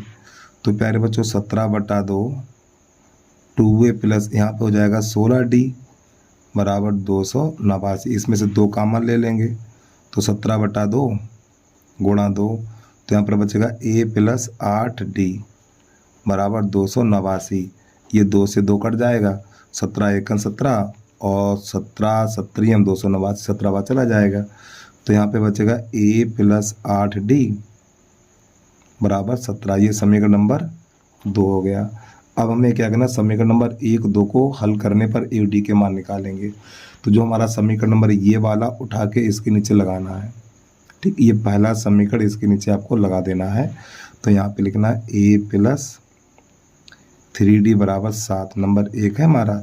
ऐसे लकीर करो, चिन्ह बदलो, माइनस माइनस माइनस, तो ये से कट जाएगा। तो यहाँ पर बचेगा 5d बराबर ये हो जाएगा 10, 5 एकन 5 और 5 दूनी 10, तो d बराबर 2। इसका मान समीकरण नंबर 1 में लगाओ, चाहे आप 2 में रखो, समीकरण 1 में रखने पर। ठीक, अब प्यारे बच्चों यहाँ से दूसरे पेज पे पहुँच रहे हैं। तो d बराबर 2, d बराबर 2 1 में लगाना। ठीक है, यहाँ पे आपको 2 रख देना है, यहाँ पर 2 रखना है। चलिए समझिएगा। तो आपको यहाँ पे लिख देना a प्लस 3 गुणा 2 बराबर 7 हो जाएगा हमारा। तो ये a प्लस 6 बराबर 7, इसको उधर भेजिए। तो a बराबर 7 माइनस 6, तो a बराबर हो जाएगा 1। तो हमें d का भी मान मिल गया, a का भी मान मिल गया। तो समांतर श्रेणी के प्रश्न कह रहा है समांतर श्रेणी के n पदों का योगफल। तो आपको एस n बराबर n/2 2a plus n-1 into D, ये वाला आपको सूत्र लगा देना है। तो n का तो मान पता नहीं है, तो n/2 फिर 2, a का मान कितना 1 है, प्लस n का तो मान पता नहीं n-1, और d का मान कितना है, d का मान आपका 2 है, तो आपको यहाँ पे 2 लगा देना है। तो ये जाएगा n/2 2 प्लस इसका इसमें गुणा करो 2n - 2, ये 2 से 2 कट जाएगा। तो यहाँ पे बचेगा n/2 2n, और ये 2 से 2 ये कट जाएगा, तो n गुणा n स्क्वायर हो जाएगा। यही आपके प्रश्न का आंसर हो जाएगा। ठीक है, तो उम्मीद है आपको समझ में आ गया होगा। अब इसके बाद अगला प्रश्न देखिएगा आप, तीसरे का अथवा उसको देखिएगा। तो यहाँ पे लिखा हुआ एक समकोण त्रिभुज की ऊंचाई, एक समकोण त्रिभुज की ऊंचाई उसके आधार से 7 सेंटीमीटर कम है। यदि कर्ण 13 सेंटीमीटर हो तो अन्य 2 भुजाएं ज्ञात कीजिए। तो आपको यहाँ पे लिख लेना है तीसरे का अथवा, ऐसे करके। तो प्यारे बच्चों एक बना लो समकोण त्रिभुज। ठीक, इस प्रकार चाहो तो आप इसका नाम लिख लो ए बी और ये सी। ठीक, ये वाली भुजा आधार होती है, ये वाली भुजा हमारी लंब होती है, और 90 अंश के सामने वाली भुजा कर्ण होती है। तो इसका मान दे रखा 13 सेंटीमीटर। आप प्रश्न को दोबारा देख लीजिए एक बार। प्रश्न कह रहा है एक समकोण त्रिभुज की ऊंचाई, समकोण त्रिभुज की ऊंचाई उसके आधार से 7 सेंटीमीटर कम है। इस आधार से 7 सेंटीमीटर कम है। तो प्यारे बच्चों आधार को मानेंगे हम x, जब आधार को x मानेंगे तो इसकी ऊंचाई इससे 7 कम है, तो x - 7 है। तो आपको यहाँ पर लिखना माना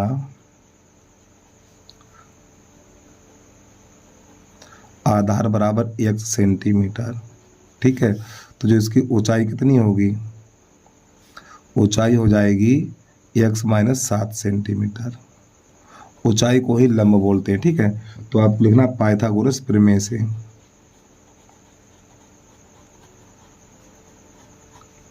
पाइथागोरस प्रमेय से। तो प्यारे बच्चों, जो हमारी पाइथागोरस प्रमेय है, कर्ण का वर्ग, आधार का वर्ग प्लस लंब का वर्ग। तो 90 अंश के सामने वाली भुजा कर्ण, तो यहाँ पे 13 का वर्ग, ये वाली भुजा आधार, ये वाली भुजा लंब, x माइनस 7 का वर्ग। तो यहाँ पे एक काम करो, पहले इसको लिख लो। तो ये एक्स स्क्वायर प्लस यहाँ पे a माइनस बी का होल वर्ग, A square plus B square minus का 14x हो जाएगा, बराबर 169 हो जाएगा हमारा। ठीक है, x square 2x square minus का 14x प्लस का 49, इसको अंदर ले आओ तो 169 बराबर 0। तो यहाँ पे 2x स्क्वायर माइनस का 14x, इसमें से घटाएंगे तो माइनस का 120 बराबर 0। अब प्यारे बच्चों, यहाँ पे 2 का भाग लगेगा, तो आपको यहाँ पे लिख देना 2 का भाग देने पर, 2 का भाग देने पर। ठीक है, तो जब इसमें 2 का भाग लगाएंगे तो एक्स स्क्वायर माइनस का 7x माइनस का 60 बराबर 0। अब 60 के ऐसे गुणनखंड करो, इस 60 के ऐसे गुणनखंड करो, घटाने पर 7 बचे, घटाने पर 7 बचना चाहिए। तो आपको क्या करना, 12 पंजे 60। ठीक है, 12 गुणा 5, 12 पंजे 60, 12 में से 5 घटाएंगे तो 7 बच जाएगा। तो इसको यहाँ पे लिखना है हमें, x square minus x, 12 minus 5 और माइनस का 60 बराबर 0। तो एक्स स्क्वायर माइनस का 12x और minus minus plus 5x minus का 60 बराबर 0। तो यहाँ से x कॉमन लेंगे तो x माइनस 12, यहाँ से 5 कॉमन लेंगे तो x माइनस 12 बराबर 0। तो x प्लस 5 और x माइनस 12 बराबर 0। तो पहले इसको लिखेंगे तो x प्लस 5 बराबर 0, x बराबर माइनस 5। तो प्यारे बच्चों, माइनस वाला उत्तर हमारा अमान्य होता है। ठीक है, अमान्य आपको यहाँ पे लिख देना है। फिर इसको लिखना है x माइनस 12 बराबर 0, तो x बराबर 12। तो ये हमारा मान्य है। तो हमारे जो आधार और ऊंचाई है, तो प्यारे बच्चों, आधार बराबर कितना हो जाएगा, आधार हमने x माना था तो x का मान 12 सेंटीमीटर। अब जो हमारी ऊंचाई है, ऊंचाई को माना था x माइनस 7, तो x की जगह 12 लगाएंगे तो 12 माइनस 7 कितना बचेगा, 5 सेंटीमीटर बचेगा। यही हमारा आंसर आ गया। ठीक है, चलिए इसके बाद अगला प्रश्न समझ लीजिए। प्रश्न नंबर 4, उसको देखिए आप। प्रश्न नंबर 4 है हमारा, एक समतल भूमि पर खड़ी एक मीनार की छाया की लंबाई, जबकि सूर्य का उन्नयन कोण 30 अंश है, उस समय की लंबाई से 50 मीटर अधिक है। जब सूर्य का उन्नयन कोण 60 अंश था तो मीनार की ऊंचाई ज्ञात कीजिए। तो यहाँ पे सबसे पहले लिखना है प्रश्न नंबर 4 आपको। तो प्यारे बच्चों, एक बनाना आपको समतल, ठीक है, और ये हमारी है एक मीनार, पटरी से खींचना है आपको। तो पहले इसका कोण था 60 अंश, जब 60 था 60 से 30 हो गया। ठीक है, तो जब ये इसका कोण 60 था तो इसकी जो परछाई थी x थी, कितनी थी, x थी। और जब इसका कोण 60 से 30 हो गया तो इसकी परछाई पहले से 50 मीटर बढ़ गई। ठीक, यहाँ से लेके यहाँ तक की दूरी 50 है। ये मीनार की ऊंचाई है। तो यहाँ पर a, यहाँ b, यहाँ c और यहाँ पे d। तो सबसे पहले यहाँ पे लिखना है, माना DC एक मीनार है, DC एक मीनार है। तो सबसे पहले लिखना समकोण त्रिभुज DCB में, समकोण त्रिभुज DBC में। तो आपको लिखना है यहाँ पे tan 60 h बटा x, tan 60 का मान √3 बराबर h बटा x, इसके नीचे कर लो तो h बराबर हो जाएगा √3x। इसको समीकरण नंबर 1 कर लो। अब आपको लिखना है समकोण त्रिभुज ACD में, समकोण त्रिभुज ACD में tan 30। तो बेटा लंब ये पूरा आधार ही 50 प्लस एक्स हो जाएगा, ठीक है। तो एच बटा 50 प्लस एक्स, और यहाँ पे एच की जगह पे आपको ये वाला मान लगा देना है, वो √3 का मान है, tan 30 का मान है 1/√3, tan 30 का मान 1/√3, और एच की जगह पे ये वाला मान लगा देना है √3x बटा 50 प्लस एक्स।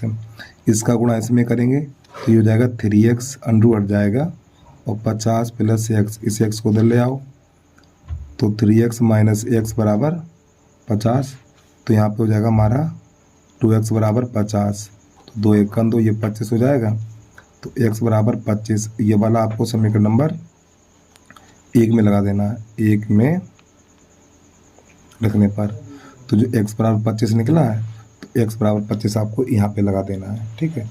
तो आपको लिखना है h बराबर √3 और गुणा 25। तो प्यारे बच्चों √3 का मान होता है, √3 का मान है, या पहले इसको ऐसे लिख लो 25 √3 मीटर, ठीक है। अगर आप इतना छोड़ दे तो तब भी आपका पूरा सही है। अब यहाँ पे √3 का मान लगा दो, h बराबर 25 गुणा √3 का मान है 1.732, इसका इसमें गुणा कराएंगे, जब इसका चलो गुणा करा दो, देखो जब इन दोनों का गुणा कराएंगे तो गुणा निकल के आएगा हमारा 43,300, और प्यारे बच्चों दशमलव से पीछे कितने अंक हैं, दशमलव से पीछे 3 अंक है, तो यहाँ पे लगा दशमलव, ये पीछे वाले जीरो हटा देंगे, तो 43.3, ये आपका हो जाएगा मीटर। यही हमारी मीनार की ऊंचाई निकल के आ गई है। अब आ जाइए अगला प्रश्न देखिएगा आप, एक बार प्रश्न को पूरा देख लीजिए आप, यहाँ से इसकी स्टार्टिंग करनी है आपको। अब प्रश्न नंबर 4 का अथवा देखिएगा आप यहाँ पे, तो यहाँ पे लिख लेना है 4 का अथवा, सिद्ध करने वाला प्रश्न है ये हमारा। तो यहाँ पे लिखा हुआ सिद्ध कीजिए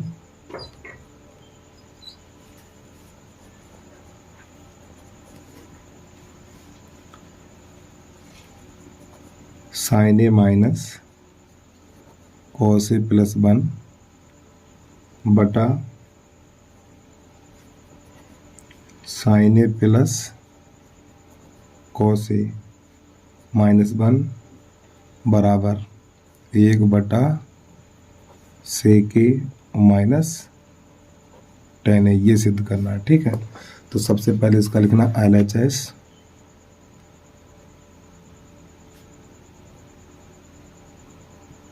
sin a minus cos a plus 1 बटा sin a plus cos a minus 1। अब यहाँ पे हमें लिखना है अंश तथा हर में, अंश तथा हर में cos a का भाग देने पर, अंश और हर में cos का भाग लगाएंगे, तो यहाँ पे साइन है, तो आपको लिखना है sin a बटा cos a minus cos a बटा cos a plus 1/cos a, यानी सब में cos a लगाना है बटा, इसी प्रकार हर में भी cos लगाना है, sin a बटा cos a plus cos a बटा cos a और माइनस 1। अब प्यारे बच्चों ये इससे कट जाएगा और ये इससे कट जाएगा। अब यहाँ पे क्या करेंगे, पहले इसको लिखेंगे, तो 1/cos क्या होता है, 1/cos होता है सेक, तो आपको सेक है प्लस ये होता है हमारा tan, तो आपको यहाँ पे लिखना है tan a, इस प्रकार, ठीक है। थोड़ा और आगे बढ़िए, और ये माइनस 1 बचा हुआ है, यही काम इधर करना। तो पहले इसको 1 लिखना है, 1 नहीं निकलती, यहाँ पे cos तो लिखा ही नहीं मैंने, इसके भी नीचे cos लिखी भैया, cos a, तो 1 पहले इसको लिखना है, ये क्या हो जाएगा 1, फिर आपको इसको लिखना है माइनस सेक a, फिर इसको लिखना है sin बटा cos tan a, ठीक है। चलिए समझिए, और फिलहाल चाहो तो आप इसको ऐसे भी जैसा लिखा वैसे लिख सकते हो, ये 10 लिख दो, ये 1 लिख दो, ऐसे क्रम से लिख दो, कोई दिक्कत नहीं है यहाँ पर।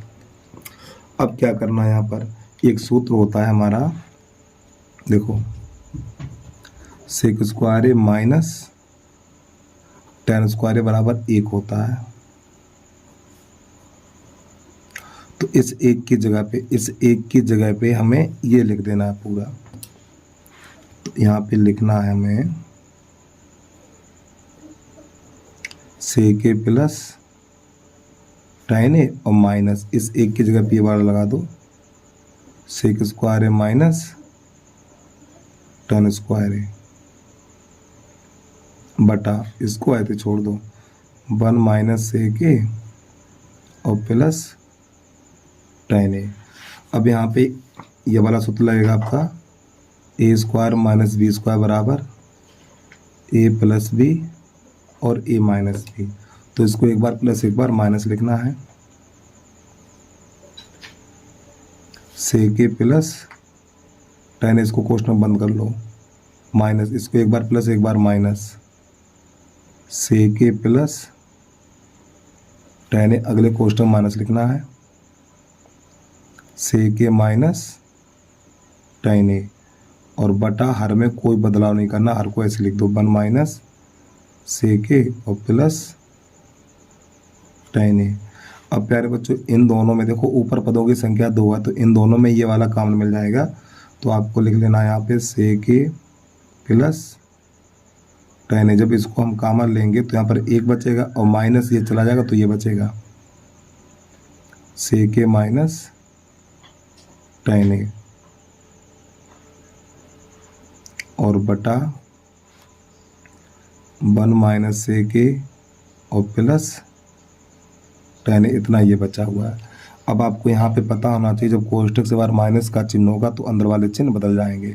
एक बार इतना पहले नोट कर लीजिए अच्छे तरीके से, क्योंकि हमारा पेज भर चुका, दूसरे पेज पे हम पहुँच रहे हैं। ठीक, वीडियो को रोके आराम से नोट कर लीजिए। तो आपको ये वाली लाइन नहीं लिखनी, ठीक, आपको ये मैंने लाइन दोबारा लिख ली है, ठीक है, आपको ये लाइन नहीं लिखनी है। तो यहाँ पे खाली समझना है सेक ए प्लस टेन ए। पहले बच्चों जब कोष्ठक से बाहर माइनस का चिन्ह होगा तो अंदर वाले चिन्ह बदल जाएंगे, तो 1 माइनस सेक ए और ये हो जाएगा हमारा 1 माइनस सेक ए और प्लस का टेन ए हो जाएगा और बटा 1 माइनस सेक ए और प्लस टेन ए। तो इससे ये कट जाएगा, तो जो हमारा बचेगा सेक ए प्लस टेन ए बचेगा। अब यहाँ पर क्या करेंगे, जब ये इतना बच गया है तो इसमें सेक ए का गुणा यानी सेक ए माइनस टेन ए का गुणा और बटा इतने का भाग इतने का हमें गुणा कर देना है। ठीक है, तो पर बच्चों ये एक बार प्लस एक बार माइनस है, तो आपका ये हो जाएगा सेक स्क्वायर ए माइनस टेन स्क्वायर ए बटा सेक ए माइनस टेन ए। अब इसकी जगह पे लगा देंगे 1, क्योंकि इसका मान 1 होता, तो 1 बटा सेक ए माइनस टेन ए। तो इस प्रकार ये प्रश्न हमारा हल हो जाता है। तो LHS बराबर RHS। प्यारे बच्चों फिर भी कोई आपको दिक्कत है तो कमेंट करके बता देना, तो उसका वीडियो हम अलग बना देंगे आपके लिए। ठीक है, चलिए अगला प्रश्न देखिएगा आप। प्रश्न नंबर है हमारा 5, उसको देखिए। 5 नंबर कह रहा है एक खिलौना शंख के ऊपर अर्धगोले के रूप में है जिसकी त्रिज्या 3.5 सेंटीमीटर। यदि खिलौने की कुल ऊंचाई 15.5 सेंटीमीटर है तो इसका संपूर्ण पृष्ठीय क्षेत्रफल और आयतन ज्ञात कीजिए। चलिए समझिएगा, यहाँ पे प्रश्न नंबर 5 लिख लो। तो एक खिलौना शंख के ऊपर अर्धगोले के रूप का है, शंख के ऊपर अर्धगोले के रूप का है। चलिए पहले बना लो आप एक अर्धगोला, पहले शंख को बना लो आप इस प्रकार, और इस शंख के ऊपर आपको एक रखना अर्धगोला, तो ऐसे करके। ठीक है, तो ऐसी स्थिति में क्या होता है, यहाँ पे लिखेंगे शंख तथा अर्धगोले की त्रिज्या समान है।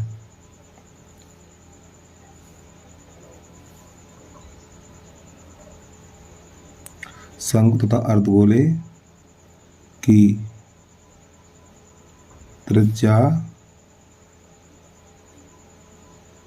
समान है। तो इसमें R का मान दे रखा है 3.5 सेंटीमीटर।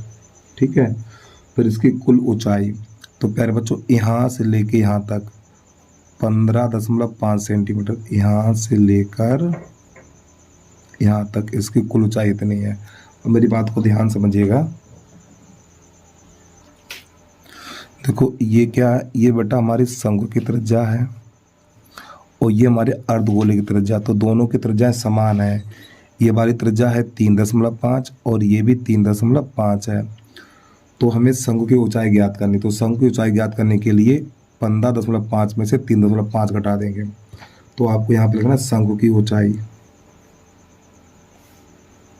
शंकु की ऊंचाई h बराबर 15.5 में से 3.5 घटा देना है, तो यहाँ पर आपका बचेगा 12 सेंटीमीटर। अब इसमें क्या निकालना है, इसका पृष्ठीय क्षेत्रफल और आयतन ज्ञात करना है, बड़ा सवाल है। तो इसकी एल और निकाल लो, तिरछी ऊंचाई और निकाल लो। तो आपको लिखना एल बराबर अंडर रूट एच का वर्ग प्लस आर का वर्ग।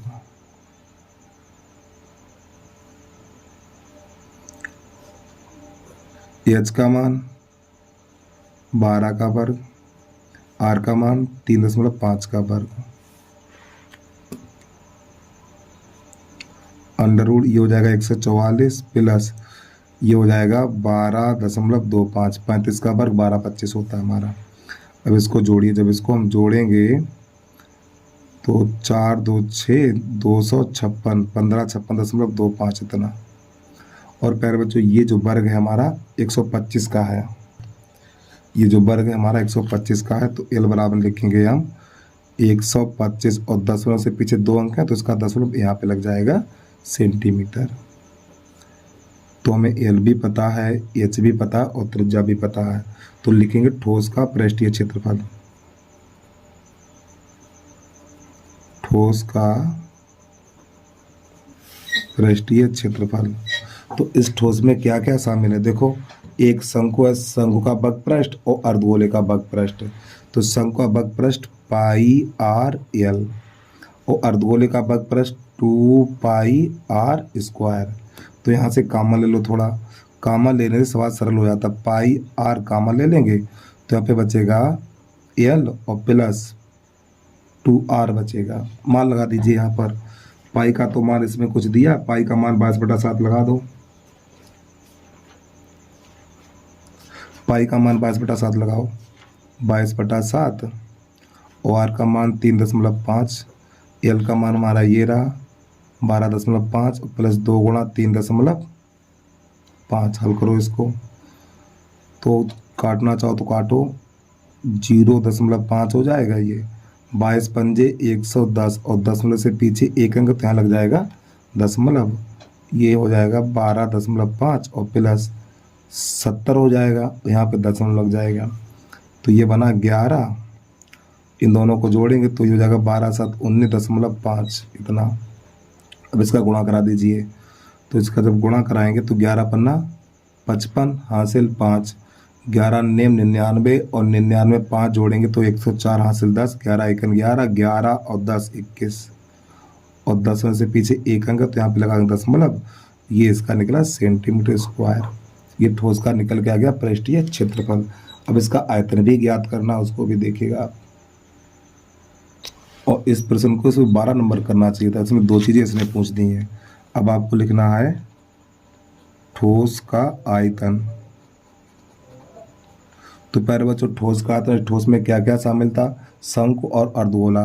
तो शंकु आयतन 1/3 पाई आर क्यू और अर्धगोले का आयतन 2/3, सॉरी माफी चाहता हूँ, शंकु आयतन 1/3 pi R square H, pi R square H लगाना आपको, ठीक है। शंकु आयतन 1/3 पाई आर स्क्वायर एच और अर्धगोले का आयतन 2/3 पाई आर क्यू लगाना है। अब यहाँ से कामन ले लो, कामन लेने से बात सरल हो जाता। तो 1/3 पाई आर स्क्वायर, जब इतना कामन लेंगे तो यहाँ पर बचेगा एच और इधर बचेगा 2r, इतना बचेगा हमारा। तो 1/3 पाई का मान 22/7 और इस r का मान है 3.5 गुणा 3.5 और h का मान शंकु की ऊंचाई निकली थी 12 हमारी, ठीक 12 और प्लस 2 और गुणा 3.5 और ये कोष्टक। तो यहाँ पर इसे काट दो, 7 एकन 7, ये हो जाएगा 0.5, 22 पंजे 110, तो 1/3, 22 पंजे 110, यहाँ लग जाएगा दशमलव और गुणा 3.5। अब इन्हें जोड़ दीजिए, पहले ये 12, 35 दूनी 70, तो 70 और 7.0 हो जाएगा हमारा। तो यहाँ पे कुछ कटेगा तो है नहीं, 11 गुणा 3.5/3 लिख दो। अब ये जुड़ जाएगा तो 19 हो जाएगा हमारा। तो इन सब का गुणा करिए, तो जब आप इन दोनों का गुणा करेंगे तो गुणा निकल के आएगा हमारा 385, यहाँ पर जाएगा दशमलव और गुणा 19 और बटा 3। अब इसमें 19 गुणा और कर लीजिए,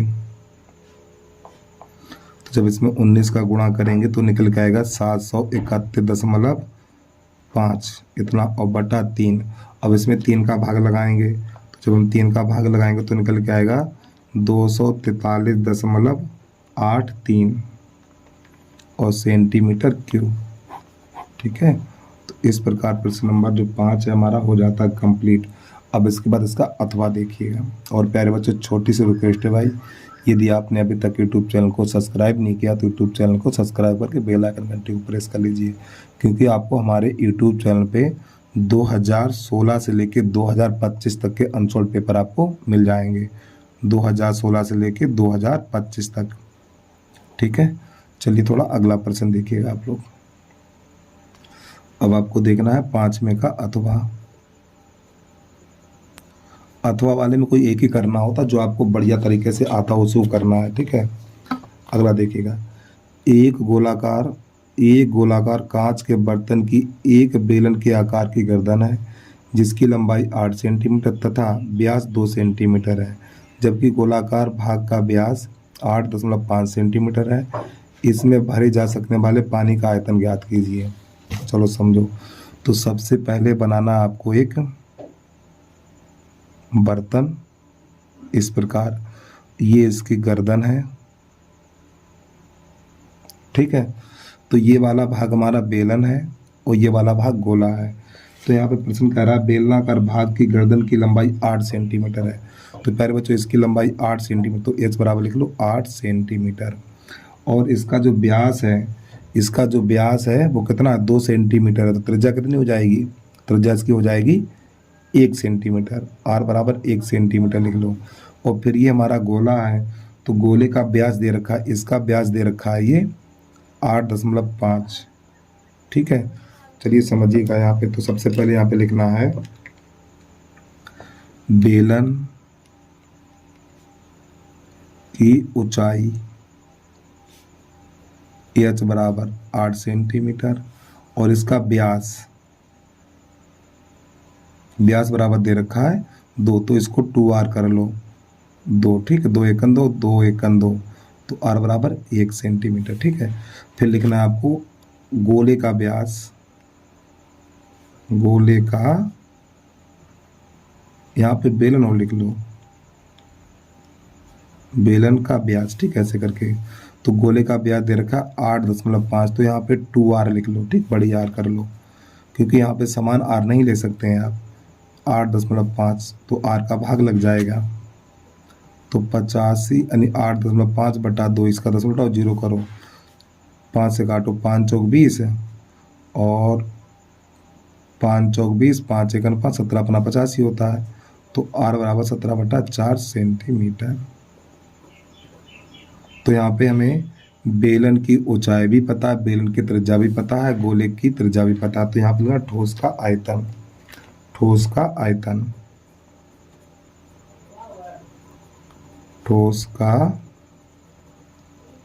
आयतन बराबर।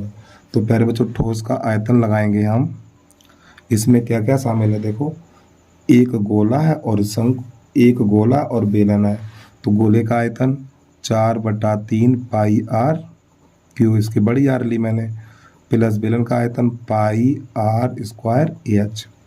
यहाँ से थोड़ा कॉमन ले लो, तो कॉमन यहाँ से पाई ले लो, तो यहाँ पर बचेगा 4/3 r³ और प्लस यहाँ पर r² h इतना। मान लगा दो यहाँ पे, पाई का तो मान कुछ दिया नहीं तो 22/7 ही लगा दो यहाँ पर, 22/7। यहाँ पे 4/3, और तो प्यारे बच्चों इस आर का मान 17/4 है, तो आपको यहाँ पे 17/4 का लिख देना है घन, प्लस इस आर का मान कितना 1 है, तो 1/2 गुणा एच का मान 8। अब इसको थोड़ा हल करेंगे, तो पहले 22/7, ये 4/3, तो 17/4 का घन, तो जब 17 घन करेंगे तो निकल के आएगा हमारा 49/13 बटा ये 64 बन जाएगा, और प्लस ये 8 एकन 8 ही रहेगा। अब यहाँ पे थोड़ा इसको हल करिए, 4 एकन 4, ये बन जाएगा 4 एकन 4, 4 छंग 24, 64 हो जाएगा ना ये इसका। इसमें पहले 22/7, 49/13 और 16×3 = 48 और प्लस 8। अब इसके नीचे 1 कर लो, तो इसका गुणा इसमें, इसका इसमें, 22/7, तो जब इसका इसमें करेंगे तो 49/13 और प्लस इसका इसमें गुणा करेंगे तो 384 और बटा 48। अब प्यारे बच्चों हमारा पेज भर गया। अब यहाँ से नई लाइन से चलें, क्या करें वहाँ पे इन दोनों को जोड़ के ये लिखना है, एक बार जल्दी से देख लीजिए आप, ठीक है। तो यहाँ पे क्या करना, जो कोष्टक वाली संख्या को जोड़ना, पहले 22/7 लिख लो, और जब कोष्टक वाली संख्या को जोड़ेंगे तो इसका जोड़ आएगा हमारा 52 97, ठीक है, और बटा 48।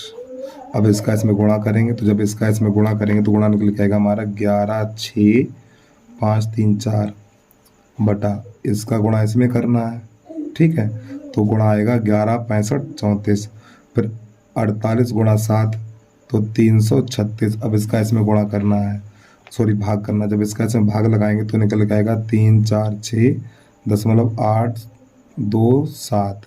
अब इस 7 को हटाएंगे, इस 7 को हटाएंगे तो यहाँ पे 3 हो जाएगा, 3 4 6.8 3 और घन सेंटीमीटर। तो इस प्रकार ये प्रश्न हमारा हल हो जाता है। तो उम्मीद है आपको समझ में आ गया होगा। बस प्यारे बच्चों आज के लिए इतना ही। जय हिंद, जय भारत।